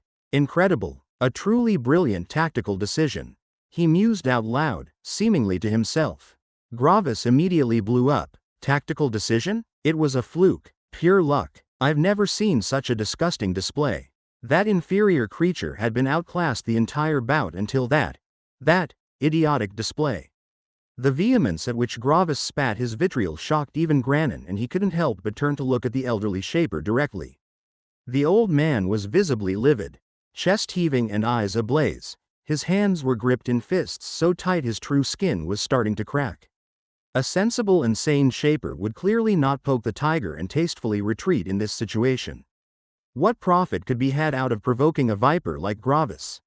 Sadly, Granin had never considered himself particularly sensible. An idiotic display? Are you daft, blind, or both?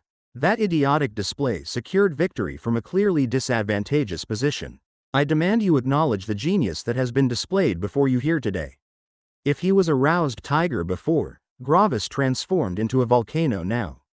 He turned toward Granin, face twisted with rage and arms flying wildly. Demand? Demand? You don't get to demand anything from me, Granin, you half-qualified excuse for a Shaper. You're just as big a piece of trash as that insect that you sponsor. Your very presence in this cult makes me sick. Granin blinked slowly. The fire had begun to burn in him now. The other's words had said too much that was usually left unspoken. He took a step towards the other Shaper until they were almost bumping foreheads, and his voice dropped to a menacing whisper. And why might that be, Gravis? Is it because we get things done? Is it because we actually achieve something, instead of sitting on our ossified asses in a tower, cowering like a little grub? Why don't you say it? Why don't you tell me exactly why you don't want me in my charge here in this cult? Gravis was too lost in his rage to notice the dangerous glint in the other's eye. Puffed up on indignation and anger, he blustered forward, unafraid. You know exactly why you're unworthy, Granin. Your family is a trash offshoot of a trash clan. And you are the perfect descendant of that line. The ultimate trash. Don't pretend you don't know it. He sneered. Your true skin announces your status for all the world to see. Filthy base stone for a filthy base Shaper. I'm still shocked you weren't abandoned by your family in disgrace, but it goes to show how little morals they have. Hold onto it, Granin. Hold it in. You can't be the first to swing.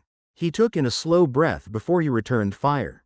Yet my achievements in the cult are piled high whilst you have done nothing to earn your exalted position. I bet it burns you deep inside, knowing just how much a fraud you are.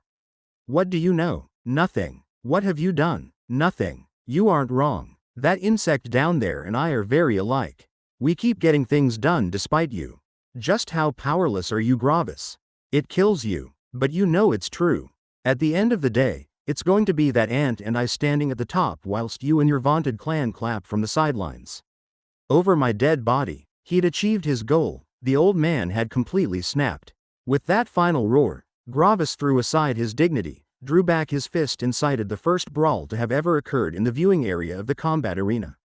The onlookers, stunned by the vicious display of words between their two colleagues who had been preparing to retire from the arena to spread this delicious gossip, but soon found themselves gobsmacked as they witnessed a full-on fistfight. Even more than this, the words spoken on both sides had ignited the passions of more than a few in the stands, and as the fists flew more than a few arguments began which quickly descended into an all-out battle that drew in everyone in attendance. Down in the pit, the ant couldn't help but pause its meal for a brief moment as it watched the developing spectacle before dismissing them all with a flick of its antennae and returning to its meal. An hour later, Granin was grinning broadly as Anthony finished his meal. Torina Laksham alternated between looking at the giant ant with an approving gaze and glaring at her triad leader with smoldering anger. You punched Oradine Gravis. The Oradine Gravis? Corin asked, bewildered. I did more than that. Granin boasted. I thrashed him. He chortled delightedly at the memory. Gravis had never worked much in the field. He was a classic scholar, as physically weak as a Golgari could get. Combined with his advanced age, it had never been close to a fair fight. Granin had beaten down on the loathsome spectre until his low-class granite fists had started to powder. And what are your heroics going to do for Anthony's chances in this tournament? Torina asked sharply. Gravis will stop at nothing to humiliate you now. Granin harumphed. He was already doing everything he could to make things hard for Anthony.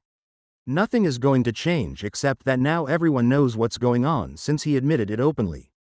If anything, it'll be better now. Corin looked at him, wide-eyed. Do you really think so? Of course it won't. Torina snapped at them. The bias is open knowledge now and so is the grudge. Gravis will pull the whole weight of his triad behind him to settle this now.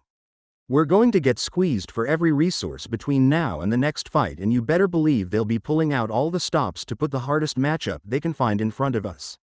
As if her words had punctured him. Granin slumped forward. You're right, he sighed. I know you're right. He looked up at his two triad members and his charge. I'm sorry. I let myself get carried away. Don't be sorry, be better. We're going to have to pull in every favor and get as many eyes on our candidate as possible if we want to pull through. We need to ensure Anthony gets the best of everything from now on. We need biomass, training, cores, and we need it yesterday. Granin wearily pulled himself to his feet. Come on, Corin. You and I need to hit up the quartermaster before Gravis can wake up. You knocked him out? Corin shrieked. What does it matter now? Let's go. Torina, you talk to Anthony and work on a plan for training. Chapter 374. I feel potential here. The biomass left behind by the demon was even less appetizing in appearance than my usual fare, but that doesn't mean I'm going to leave a juicy pile of biomass on the floor. I need dem points. So I stuff my 25 stomach until the only remnant of that hideous demon is the rather large glowing core on the floor. After my last match and I obtained the core of the rhino, I did what I usually do with such a core.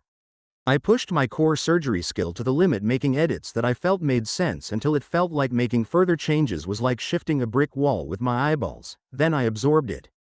Surprisingly enough, the monster had contained a rare core, pushing my MP higher by a good chunk. I still haven't maxed out my core for this evolution, so I've been spared the pain and discomfort of pushing my core beyond its limits so far. But this core, this just might be what I'm looking for. The core is also rare. Not surprising considering the sheer power of the monster. I could muck about with the core and then absorb it, but I feel that might be a waste of this opportunity.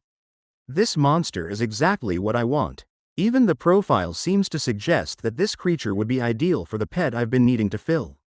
Luminaire Demon Invidia, Lesser Envy Demon. This lesser demon has shed its base demonic shell and taken on the aspect of envy. All envy demons are supremely jealous and covet what they perceive others to have. To that end they are intensely insightful, able to see that which others would rather keep hidden, and use powerful mental abilities to dominate their opponents through magical combat. Even the brutally dominant magic user that I encountered was just the lesser variant? And what does it mean by shed its base demonic shell? It seems to suggest that a demon doesn't even count as a proper demon until they reach tier 6? My own colony members are considered fully fledged members when they reach tier 3.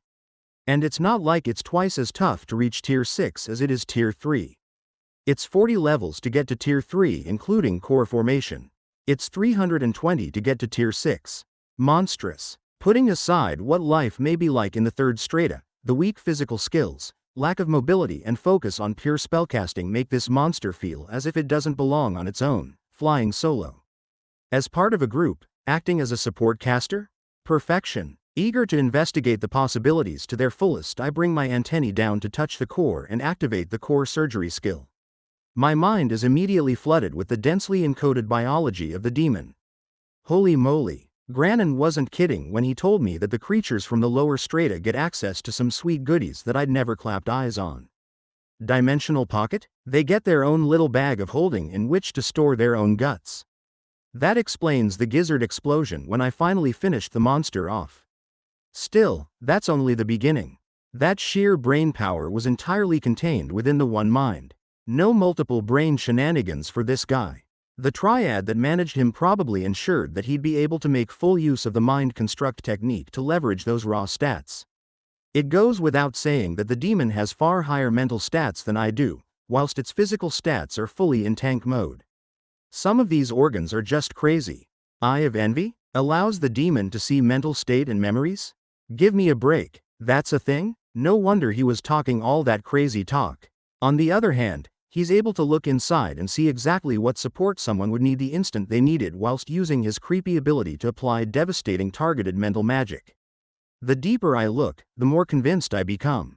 This little demon will make the perfect pet to round out my little gang. Without buying more pet-related skills, I won't be able to have any more pets than 3, but I don't need or want more than that. I'm starting to really feel the pinch in terms of resources to provide for the pets. The sheer number of cores, amount of experience and weight of biomass required to keep them as strong as possible is getting hard to find. And that situation is only going to get worse. I need to make sure that I myself keep leveling and upgrading my mutations to keep pace with the threats I seem to continuously run into, which naturally takes away from what I can give my pets. Once I add this little demon to retinue, I think I'll have to stop. What are you doing, Anthony? Practicing your core surgery? Torina breaks into my thoughts. Oh, actually no. I'm examining the core to see if the little demon will make a good pet to round out my group. I think it will fit quite nicely. I need a support type caster and this guy will fit the role admirably well when he manages to train up a few new skills. The shaper stares at me for a moment before breaking out into a fit of laughter. What's so funny? I ask. I'm just imagining the triad who raised this monster. They must have worked so hard. The painstaking effort to capture a demon and raise it all the way to tier 6. Training and guiding its development, only to have it lose to an ant. And then the ant takes all that hard work and turns it into a pet. I hope they never hear about it. If anything, it's a compliment. I defend myself. They did a great job on this guy. His mutations, stats and organs work well together to create a powerful and insightful caster. He's perfect for what I have in mind. You aren't wrong, she agrees, but have you considered that passing up on absorbing this core will mean that you'll be that little bit weaker for your next fight? Can you really afford to plan for the future right now? I still think it's rubbish that I can't take pets into the fights, I grumble. I spent a lot of time and effort on my pets. Whoever brought the most monsters would win. A competition of wealth is not in the interests of the cult, Torina reminds me. I know, I sigh. Yes, I know that the danger I'm in is very real. I only made it out of that last fight by the finest of margins after all. But if I throw away all of my long-term goals to survive this tournament, what will I have left in the event that I do win? Nothing. I'll be worse off than when I started, having all of my paths to advance cut off. In the end, it's up to you. We're here to advise, nothing more. To be honest, I agree with what you're saying. It's one of the reasons that I agree with Granin on this tournament. Pushing monsters to fight or die forces short-term thinking and corner-cutting. An ancient won't be born in such conditions. The current ancients spent who knows how long growing into their strength. Well said. All right then, no point holding back, let's make this happen.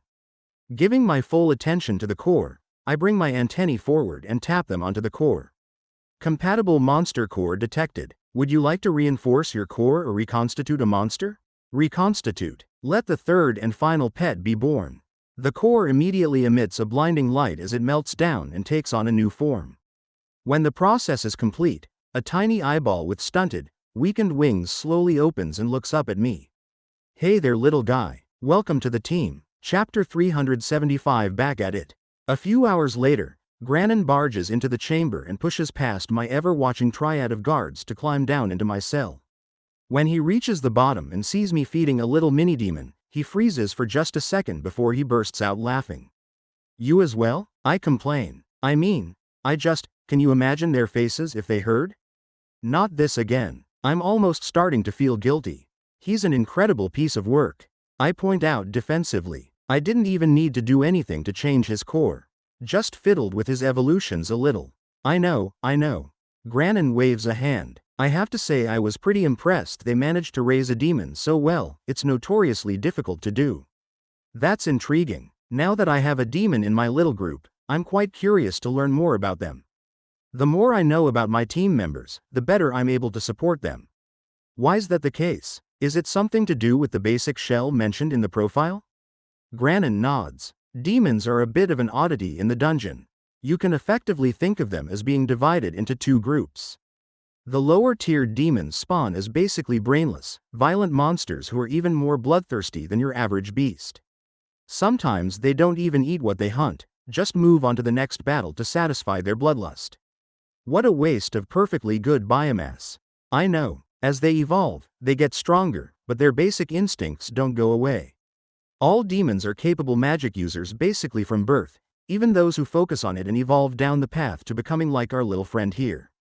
He gestures to the envy demon, get more adept with magic but are still enslaved by their instincts. So they get smarter, but remain mindless killing machines? Basically, they become more cunning killing machines. The third strata sounds terrifying. It is, but we aren't done yet. There's more? Oh, yes. Once they reach Tier 6, the demons begin to take on aspects and transition to the second group. These are the upper demons. More powerful, more specialized and entirely in control of their instincts. Just as smart as the surface races, they have their own society down there, and believe me when I say that it's brutal. Wait a second, you're telling me that when demons evolve enough, they graduate into a fully formed demon society? This is shocking news. Indeed, Granin confirms, ruled over from far below by Arconidem, the demon lord and author of the Red Truth. The demon cities are a massive threat to the civilized people of Pangera. Wait, so you guys don't trade or interact with them in any way? With demons? That's illegal. The penalty is death. The Abyssal Legion wages a constant war of the demon cities, trying to exterminate them entirely. To any delvers, the demons are a continual menace. They don't want us down there and hunt down any delvers they find like animals. Thankfully, they spend far more time fighting each other than they do us. Why's that? Aren't they intelligent? Granin shrugs helplessly. They just like killing. Doesn't matter what it is. If you can't kill the demons in your own city, then the demons in the city next door are fair game. They might be able to control their urges, but that doesn't mean they don't enjoy indulging them. Be careful with your new friend there. He's not able to betray you, but you might find he gets a little erratic if you don't let him cut loose now and again. I look at my new pet. The mini eyeball is quite adorable. He can't support himself on his wings just yet and has to walk around on his little stick-thin arms. When I try to feed him, a tiny mouth appears in thin air to start nibbling on the biomass I offer. Obviously, I'm not feeding him the biomass from his own former body. I don't know if that has a bad effect, but it's surely very weird. Enough about the demon. We need to work out what you are going to be doing between now and the next fight. Keep grinding on my elemental skills? The ice magic turned out to be quite effective. Granin frowns, his rocky face turning stern. That might do for now, but I feel like we're going to need something else. You're aiming for the rank 5 fusion, which is unlikely to happen before the end of the tournament, so raising the elemental skills won't be a massive help. I hesitate. I have a special attack that I can use. If the enemy is taken by surprise, it's basically a guaranteed win. I could use it in the next round to buy some more time. Granin stares at me for a moment. Is it a gravity spell? He asks astutely. It is, I confirm reluctantly. I don't want to spill all of my secrets. I still don't fully trust Granin and his team. More than that, I don't trust the broader Shaper community even a little bit. Granin thinks for a moment and speaks a few words to Torina. She nods and concentrates hard for a time before nodding back to her leader. All right, they aren't listening in. I've told you already that gravity magic is risky, but we might have to pull the trigger on it this time. Even in this short amount of time, Gravis's allies are moving on his behalf. Things are going to get rough for us and the next matchup is going to be a serious problem. If you blow up the next opponent with some powerful unknown spell, then they'll be screaming to have you taken out and interrogated. So, I shouldn't use it? Not necessarily. If I get to work early, we can lay the groundwork for our counter-argument. The leading triad doesn't have universal support in their suppression of you, and between now and then we can stoke those attitudes and point to the numerous abuses that start popping up. With a little luck, we'll have enough sympathy on our side that when they try to seize you, we can deny them. You don't sound completely sure that'll work out. Granin sits down heavily and sighs. I'm not, but our backs are getting pressed harder and harder against the wall. You've set yourself up for long-term success, but these monsters have been tuned to be super efficient at these low tiers. It's not a fair matchup to begin with, and the more rounds you win, the more optimized monsters you're going to run into. If I don't make use of every trick in the arsenal, it's going to be almost impossible to win. I finish his thought. Right, he agrees. We were going to have to uncork gravity magic at some point. Hopefully, you've given me enough warning that I can protect you from the fallout. He pauses for a second. Just how powerful is this spell anyway? Like, stronger than that eye laser? Oh boy, Granin, I don't think you'll believe it until you see it. He shakes his head. All right, I'll get to work right away. We're going to be busy over the next 2 days. Get right into training and consider your next mutations. You need to get the maximum value out of whatever you choose to go with, so think carefully. He says a few words to Torina before turning to climb the ladder and hustle out of the cell. All right then, Anthony, the younger Shaper speaks up. You ready for elemental training? My brains still ache like mad, and my body is exhausted. But I stand up and shuffle my new pet back a little with one leg. Of course, I'm always ready. This isn't the lazy holiday I had in mind. Chapter 376, Meeting of the Minds. I don't get much time between grueling bouts of training my elemental skills, but the time I do get I spend playing with my new pet, the mini-demon. He's awkward, unable to fly on his stunted wings, and frequently tumbles over when walking about on his weak little arms. Every time he falls, his big green eyeball wells up with moisture, and I have to soothe him for a while before he can calm down and get back up. I don't remember Tiny or Chrysalis being this fragile. Long dormant, my pet growth speed skill finally has a chance to level up. This skill will reduce the time it takes for the little guy to grow into his full, combat-ready form.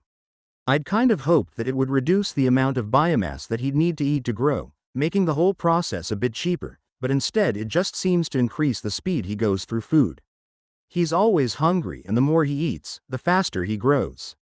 Not that he's going to get that large. Not visibly, at least. He's probably expanding a great deal inside his little pocket dimension. Eventually, my brains burn out and I have to beg Torina to leave me be so I can go into some sweet, sweet torpor. I need to rest. I'm completely drained. The second she's gone, I make myself comfortable and sink immediately into blessed inactivity. My body goes completely still. Sweet release. A relaxing feeling takes over my body, and slowly my minds grow still and oblivion takes over. Shabam. I'm back, baby. For whatever reason, there's no slow recovery from torpor. I was never much of a morning person. I can remember many mornings feeling a touch low energy, but ever since my rebirth I'm just full of beans after waking up. I'm ready to take on the world. I manage to flex my legs and bounce around my cell as if I were shadowboxing for a brief moment before I realize Torina is in the room and watching me. You seem full of energy, she sounds amused. Ready for more training then? Damn it, this rock woman has no mercy. Sigh, may as well get into it. After another 4 hours of relentless training with only a brief pause to eat and feed my new pet, the relentless monotony of the was only broken when Granin entered the room and ordered Torina to leave. I can't cry, but I swear real tears nearly fall when I hear his gruff voice. Getting levels and improving my skills is important, of course, I know that, but the training the 3 shapers are putting me through is truly brutal. Compress the mana, shape the mana, cast the spell, tear apart my spell. Start again, over and over. Not only is it repetitive, but it's also really hard. Not to mention, I have to do this in 2 entirely separate elements casting 2 different spells at the same time. Every one of my minds is pushed to the limit for the duration of the training, and a painful headache multiplied by 4 assaults me whenever I stop. It's effective training, but holy moly is it rough. Granin, I honestly never thought I'd be so grateful to see you. The big Golgari shaper looks up at me in surprise. What's the matter? I never thought I'd hear such words from you. Ah, Torina has been training you? Hee, you have my sympathy. He looks at me with barely concealed happiness, as if he is drawing great comfort from my suffering. She's always like this? I thought she was only pushing me so hard because of the short time frame. Oh no, he shakes his head, she's crazy. You have to understand that she came from low social status, like me, but she was able to raise herself high through her ridiculous work ethic. She's a well-regarded prospect amongst her peers. Hold on a second, I thought you were considered to be a problematic no-hoper. How'd this bright young star end up in your triad? I ask pointedly. Granin frowns. That's all down to social standing and politics. Enough about that. He waves away the matter of Torina with one hand whilst fixing me with a glare. Through hard work and bending a few fingers, I've managed to secure a meeting for you with the other reincarnators. It wasn't easy, but I even managed to ensure that you wouldn't be listened in on. As far as I'm aware, this is the first time that 3 of you have met together in the history of the Golgari Empire. You mean, like anywhere? It may have happened somewhere on Pangera, but we don't know about it. I figured this would be a good chance for you to try and make some allies. James and more specifically Sarah have been here a long time. There are many shapers who are sympathetic to them. If you can get them to put in a good word for you, it'll have some weight around the outpost. Interesting. I have heard that normally there aren't nearly so many of us spawning into the dungeon so close together. If there was ever going to be a time when a group of us former Earthlings were going to meet up, it was now. A short time later, the 3 escorts arrive and we set off once more on the short journey from my cell to the combat area. Nice to be making this trip secure in the knowledge that I don't have to annihilate anything whilst risking annihilation when I reach the end of it. After being led into the open, circular arena, I'm pleasantly surprised to see Jim and Sarah have already arrived. The giant worm is sitting in a large coiled loop, his blind head pointing this way and that, whilst Sarah, the immense bear monster, is sat on her hind legs, huffing with laughter. It takes me a few moments to connect up to the others with a mind bridge so I can join the conversation. What's so funny? I ask as I skitter up to join them. Ah, Anthony, nice to see you. Sarah sounds genuinely glad to see that I've managed to survive the tournament so far. Jim is just prattling on, as he tends to do. It's not about worms, is it? I needle him. It should have been. Jim declares proudly. Despite being the cult of the worm, there's hardly enough emphasis given to all things worm around here. Nobody seems to appreciate this noblest of all species. Sarah huffs out another laugh. The cult doesn't worship worms. They worship Yaram, there's a difference. Jim curls up and flicks his tail with contempt. What would Yaram be without his mighty worminess? An ancient. Sarah and I chime in together. Bah, yet more unbelievers in the way of worm. Don't worry, I'm used to it.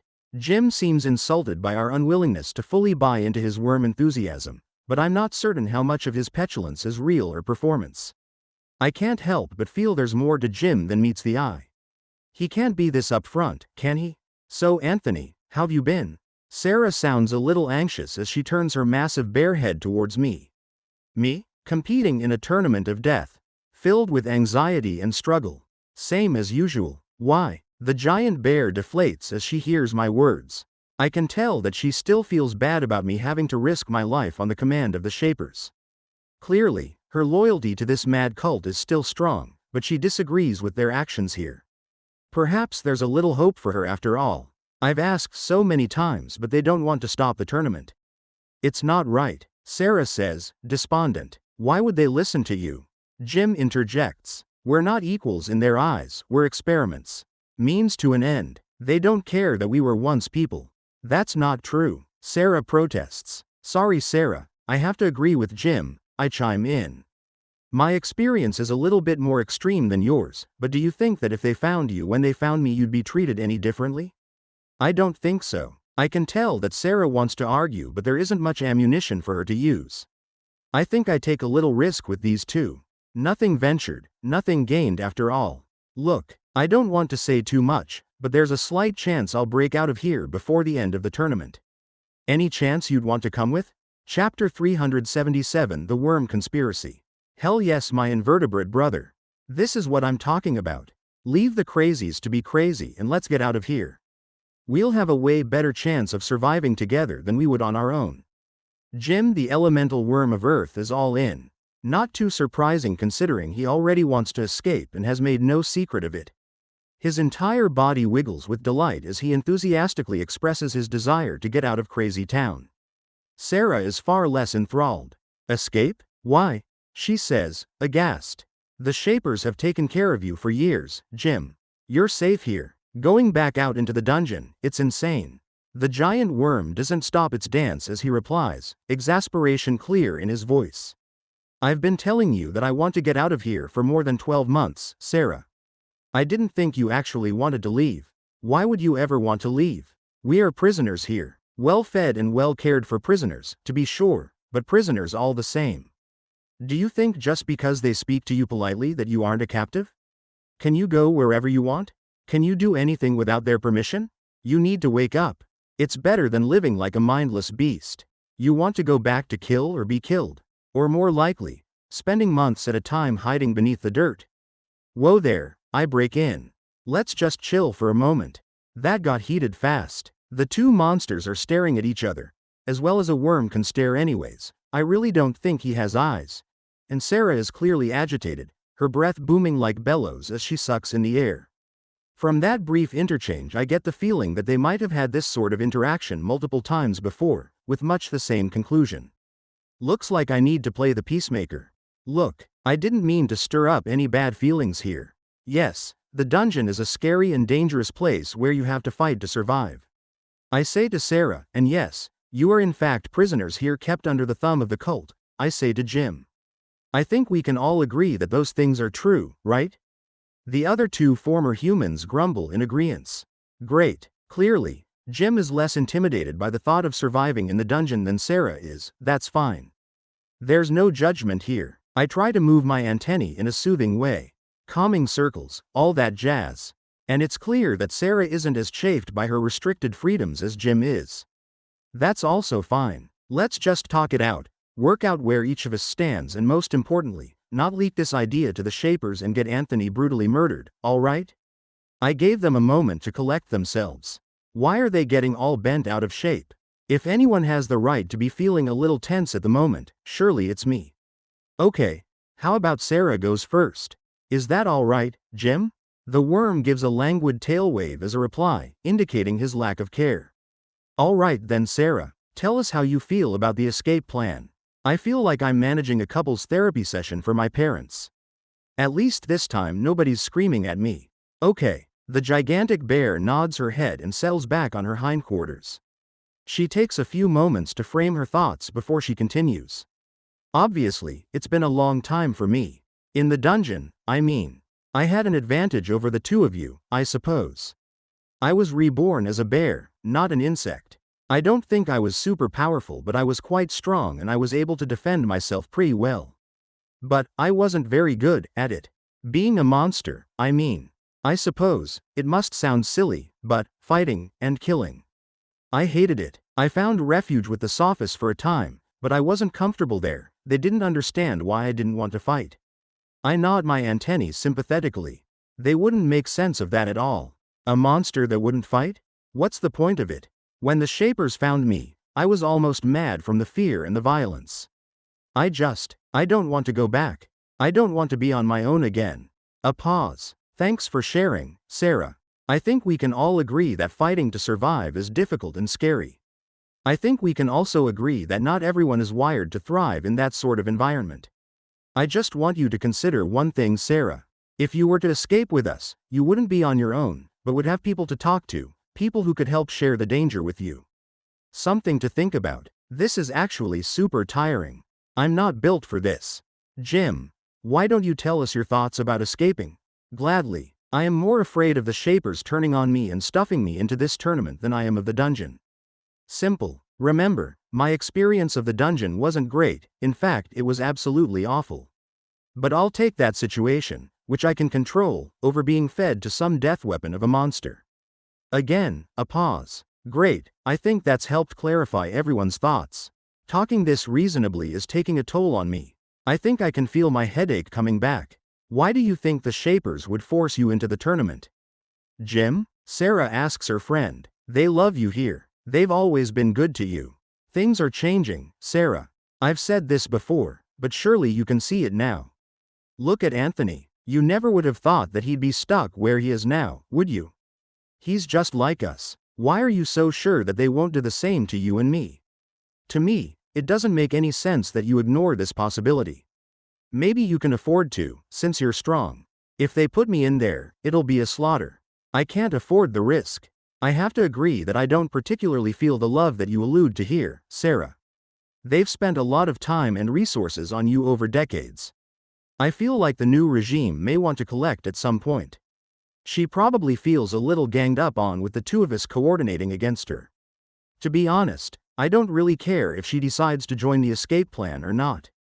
We'd have a higher chance of success if she was with us, I've no doubt, but my larger goal is to try and meet back up with the colony. Something I'm not too sure either of these two would be enthusiastic about. When we get away from the Golgari, I'll be striking out on my own. Let me think about it. Sarah finally mutters after a long pause. Sure, I say easily. Just remember, don't get me killed. Please, I really mean it. Chapter 378 Why so much pain? After discussing the Great Escape, the conversation turns back to more idle topics. Where did you live on Earth? Wow, I sure didn't live anywhere near there. How did you die? Don't want to talk about it? I'm not surprised. It's probably not surprising that we aren't the type of people who'd want to excessively share about our human lives. Given what I learned from the Lord of the Dungeon, Mr. Beardy Man himself, put together with the few small hints that I got from the others, I understand that none of us had fantastic lives. I mean, mine was fine, but Garalosh and these two seem to have suffered some nasty stuff. Ah well, the past is in the past. We're all monsters now and we need to live the best monster life we can. Which for me means getting the heck out of here without becoming some other monster's lunch so I can reunite with my family. They must be struggling without me, desperate for my guidance and steady leadership. Don't become delusional, Anthony. They're probably doing just fine without you. In fact, if anyone should be worried, it should be them worrying about me. Our conversation plays out quite pleasantly in the end and we go our separate ways. I notice that Sarah takes a good long look at her trio of escorts before she moves off with them. Perhaps she's actually starting to wake up to the reality of her life here. If she actually does manage to make an escape with Jim, I think she'll find the dungeon far less intimidating than she did before. Company makes all the difference. If I didn't have the colony and Tiny, I might have ended up exactly the same as her. Going from being a human living in a society to being a monster incapable of communication is rough to say the least. No one to talk to, even just to vent and de-stress makes things tough mentally. Jim had it even harder, slithering around in the soil. Completely blind. He plays it off as if it were fine, but I think he suffered a great deal in those early days. Unable to fight, unable to see or talk. Living in a world of complete darkness whilst being so defenseless and clueless. It must have left some scars on him. It would be impossible for it not to. His willingness to throw himself back into the thick of it is admirable, but I feel he too would benefit from having a companion to share the danger with. It's unlikely to have anything to do with me anyway. If we get out alive, we'll soon part ways. For now, the staying alive part is what I need to focus on. Back in my cell, I'm not too shocked to find Torina waiting once more. Do you have to be here? Don't you have something else to do? I groan. She quirks one stony eyebrow at me. Corin is keeping Tiny alive for the moment, so I thought I'd stay here and do the same for you. You'd prefer the alternative? No ma'am. Let's get to it. As much as I whine, I know she's doing me a huge favor by helping my training. I'm not too interested in dying, and this is the best way I can try and keep myself alive. I'd be an absolute idiot to put less than all of my effort into it. I'll be thrown into another deathmatch in 2 days, harder than the last one probably. Every level up is critical. And I am getting them, level ups I mean. Grinding away at 2 different types of magic at the same time is progressing my skills at a quick pace. Not only the elemental skills, but my supplementary mental skills as well. I've gained 2 levels in Iron Mind and 1 in Profound Meditation, as well as bringing all of my elemental skills, bar air, up to rank 3. The 3rd rank is some sort of pivot for the elements, unlocking more powerful varieties of the original shape. Water unlocked ice magic at rank 3 and it proves the same for the others. Earth magic unlocked stone magic and fire magic unlocked blue flame. All sorts of new stuff can be done with stone magic, but blue flame just seems to be hotter flame. Still useful, no doubt about that, just less exciting I suppose. From what I'm told that's it as far as new types of elements from the base skills, which is another reason why people don't pursue them very far. You made it to rank 3? That's all she wrote folks, move along.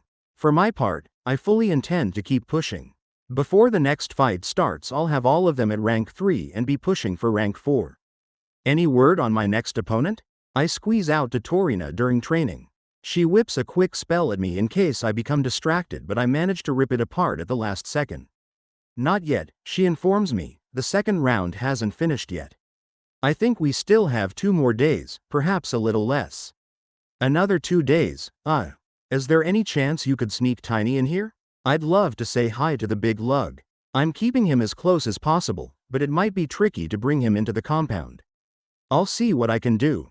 I appreciate it, and I really do. Not having Tiny and Chrysalis with me is causing all sorts of anxiety. They're my closest companions, my best buds. It just doesn't feel right when they're not around. I know that some would say they're not friends, as such, more magically bound slaves, but I hold no truck with that. I don't even subscribe to the Sophist attitude towards pets. Despite the Sophists being so generous and loving towards their pets, they still view them as possessions. I want to go beyond that. I will set them free one day. As soon as I work out how. Are you worried about your other pet? What other pet? Safe. Just in time. All right then, keep your secrets. I shall. I mean, what secrets? That actually gets a laugh out of Torina, a rare feat indeed. She's quite taciturn usually. In just this manner the training drags on until I'm forced to beg for rest. I take a little time to feed and tickle my new pet and then straight into torpor I go. When I wake up I have a snack of some biomass, which I have a decent stockpile of. And then I anxiously await the next Golgari through the door. To my momentary delight, it's not Torina the cold-faced training torturer, but Granin who enters. I honestly never thought I'd be this happy to see you, Granin. He grunts. I think we'll fix that in a hurry. Let's have a chat about the next couple of rounds. We need to work out a strategy. Chapter 379 The Shape of the Days to Come. Granin and I end up sitting facing each other. Though in my case, sitting is more of a comfortable crouch. Which brings us reasonably close to eye level. Although again, in my case, I technically have a heck of a lot of eyes. There were 128 monsters at the start of this tournament. After just 2 rounds, we're down to 32. Even through the rock on his face, I can see his disgust plain and clear. He looks like he wants to spit. Nearly 100 projects that the cult had invested in, gone to waste. The amount of effort, care and expertise that has been utterly wasted here is a travesty. I'm a little confused. Don't these monsters always end up dying? What the heck do they do with them? Usually, we release them into the dungeon, he replies after I query him. Once we've done everything we can, training and raising the monster to the best of our collective abilities, we let them go out to the dungeon to seek their destiny, hoping that they'll descend to the deepest dungeon and become the final ancient. You just let them go? Like, releasing them into the wild? Surely they all die? We don't know if they're all dead, he grumbles, and even that's beside the point. Unless we let them out to fight and grow on their own, there's no chance they'll become an ancient. The idea that you can keep and control a creature of that sort of power would be insane. He makes a decent point there. Trying to hold onto a monster as it grew increasingly strong would be difficult. These aren't pets, they have absolutely no issue biting the hand that feeds them. While many of the monsters are smart and can be reasoned with. Eventually they'll get to tier 8 or 9, and can the cult keep them caged at that point? Doubtful. Anyway, Granin waves a hand. The third round is coming, after which there'll be 4 more. 4 more rounds? Holy moly. 4. Round of 16. Round of 8, semifinal and final. That's why I wanted to talk to you. If you go ahead and use your mega spell, or whatever it's called, in the next round, then you'll have to contend with the knowledge of it being revealed for the remaining 4. Those monsters that are left are going to be no pushovers either. Regardless of how I feel about this tournament, the winners are getting stronger as the competition goes on. Some of these beasts are powerful. I hesitate for a moment. The first fight was a piece of cake, but the last round nearly killed me. It was way too close, insanely close. If I have to go through that another 4 times, I don't want to go through that another 4 times. What are you thinking? Do I need to hold off further? Wait for another round? I barely made it past the last opponent. If the next one is going to be even worse, then will I even be able to survive without using my most powerful card? The crusty old shaper leans back till his head thuds into the wall and he's looking straight up. The stone head must be helpful sometimes. I'm not sure, he admits. It's a risk, either way. I'm reasonably sure that we'll be able to protect you in the event your magic leaks out. Is this spell something you can try and whip out mid-battle? I think about it. It takes a significant amount of time to create a gravity bomb. Compressing the mana is mentally taxing and draining as hell. I was able to do it against Garalosh mainly because she was incoherent with rage. Perhaps one day I'll have the raw mental strength to crunch out a gravity bomb on the fly, but not yet. Unlikely. I'd need to prepare it before the battle started. Granin sat up. You need to compress and prepare the spell? Are you sure it'll hit? Oh yeah, it's hard to get away from it. So it's fast. No, you'll just have to see it for yourself. Granin, try not to be sitting anywhere near it when it goes off. He looks at me for a moment before nodding and standing up. If there's nothing else, then I'll leave you to train and prepare. There isn't much time, try not to waste any time. What have I done except train, collapse into sleep and feed my new pet? That's what I'm talking about. Gasp. Feeding an adorable little monster is never a waste of time. Is it, little guy? Slowly growing every day that passes, the small demon looks up at me with its one bulbous green eyeball and flutters its wings. You have food. I desire it. Talking already. He's growing up so fast. In fact, my pet speed raising skill has already grown to 3 also. It must be accelerating his growth speed more and more as time passes. Of course, little guy, food is on the way. Like a doting parent, I grab some biomass and pass it to the greedy demon who materializes his mouth out of the air and starts shoveling the food into his extra-dimensional belly. Anthony, huh? Start training. Oh yeah, back to the grind, I suppose. I need to name this little dude. It'll have to wait for another time, however. I train alone until Torina returns to push things harder and push my brains to their limits. In the moments where I have the energy to think, I wonder if the colony is training like this, and how well received the methods would be by the mages. What the heck do they care about pain? That's just how you know you're working hard. Energized by the thought of my siblings doing what they always do, I throw myself into practice and reap the reward of sweet levels. Before I know it, the third round is underway, and who else would be asked to lift the curtain but the best insect in the dungeon? It's not you, Jim. Chapter 380, the round that wasn't. It would be a lie to say that Granin wasn't nervous as he shifted in his seat and watched the gates rise to commence the third round of competition. That damned ant had been quite adamant that his spell would be a spectacular one-hit kill for any creature that didn't know it was coming. Granin himself knew of some pretty potent artillery-type spells that required a triad to work together for an extended cast. Compressing and shaping mana before releasing it in a glorious burst of devastation. Still, such spells were not at all useful in a one-on-one duel. As he tried to contain his nervousness, he also did his best to ignore the muttered whispers of the shapers around him in the stands. Gravis was a notable absentee for this round, and not a single person in attendance had failed to notice. Since the old stone was unlikely to back down on his own accord, there was little doubt that his triad leader had forbidden him from attending.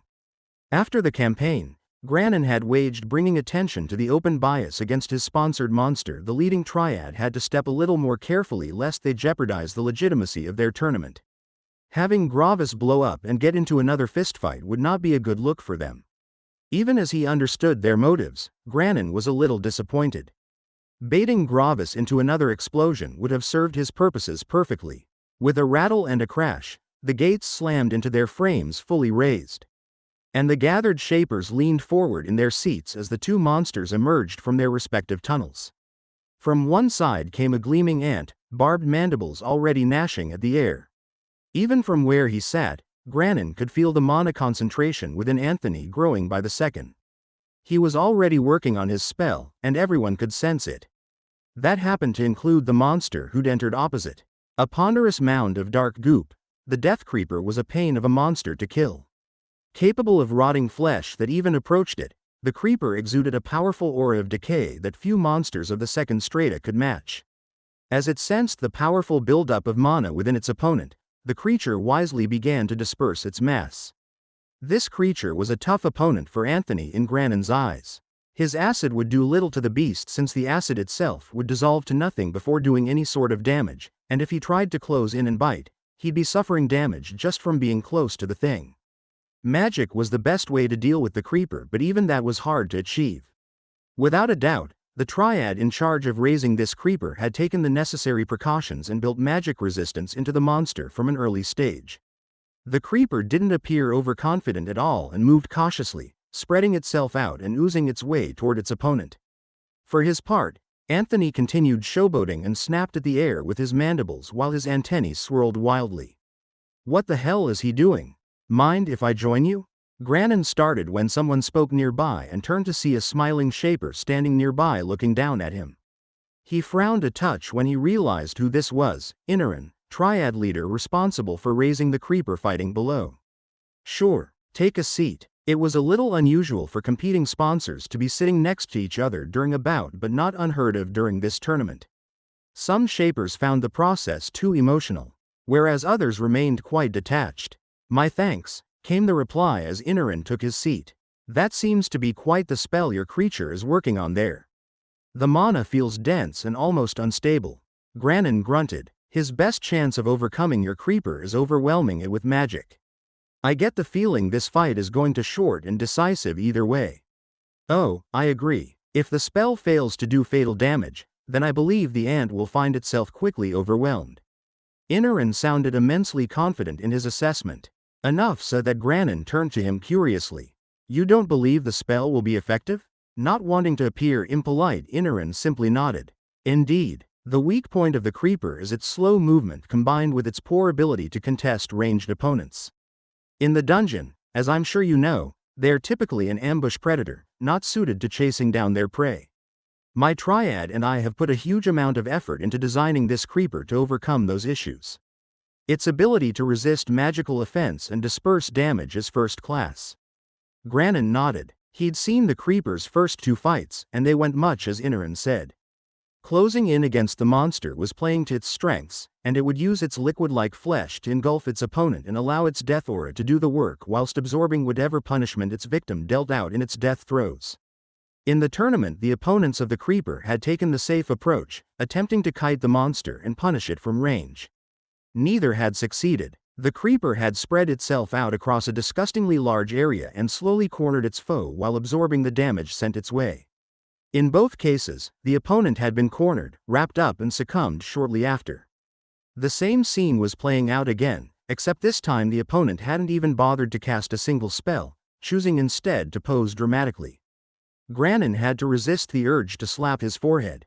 What is that idiot doing? Iranin almost succeeded in keeping the pity from his face as he observed. I believe your monster is ready to unleash its spell. I'm most curious to see what it is. You and me both, Granin muttered. Before they had a chance to continue their discussion, the ant ceased his antics and opened his jaws wide. The vast buildup of mana within the creature had reached a crescendo. The spell was ready. Granin sat forward and watched intently.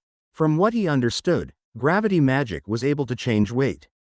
Useful, but not in any way as impressive as tunneling through space. For gravity magic to be as high in rank or higher than space magic, there had to be more to it than that. He just had no idea what it might be. Anthony had refused to tell him, and if weren't for the life or death situation the tournament represented, he would never have had a chance to see. Come on, Anthony, show me something special, he prayed. Then it happened. From between the open mandibles of the ant monster, a ball so dark as to appear almost black flickered into existence. After a moment that stretched out in silence, it blasted toward the creeper. The uproar was instantaneous. HOWLLLLLLLLLLL. As the ball shot forward, the air in the combat arena stirred to a mighty wind within a second. A piercing shriek stabbed Granin in the ears, causing sharp pain. Every shaper watching stood in the same moment as they witnessed the spell fly toward the creeper. Granin's eyes bulged in his head as he fought against the buffeting wind. All of the air in the room was being sucked toward that damned ball. What the hell was it? Even the light around the spell seemed to fade into darkness, which made it difficult to discern the edge of the spell. Where did the sphere end and the dark begin? Nobody could say. In response to the appearance of this shrieking magic, the creeper had reacted as it had been taught to, spreading its malleable liquid-like flesh out as wide as possible. Like a wave crashing onto a beach, it covered almost half the combat area in its dark body.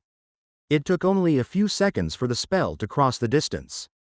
Powerful or not, Granin still didn't see how such a small spell would be capable of destroying that much magic-resistant monster flesh. The ball slammed into the soft flesh of the creeper and vanished within.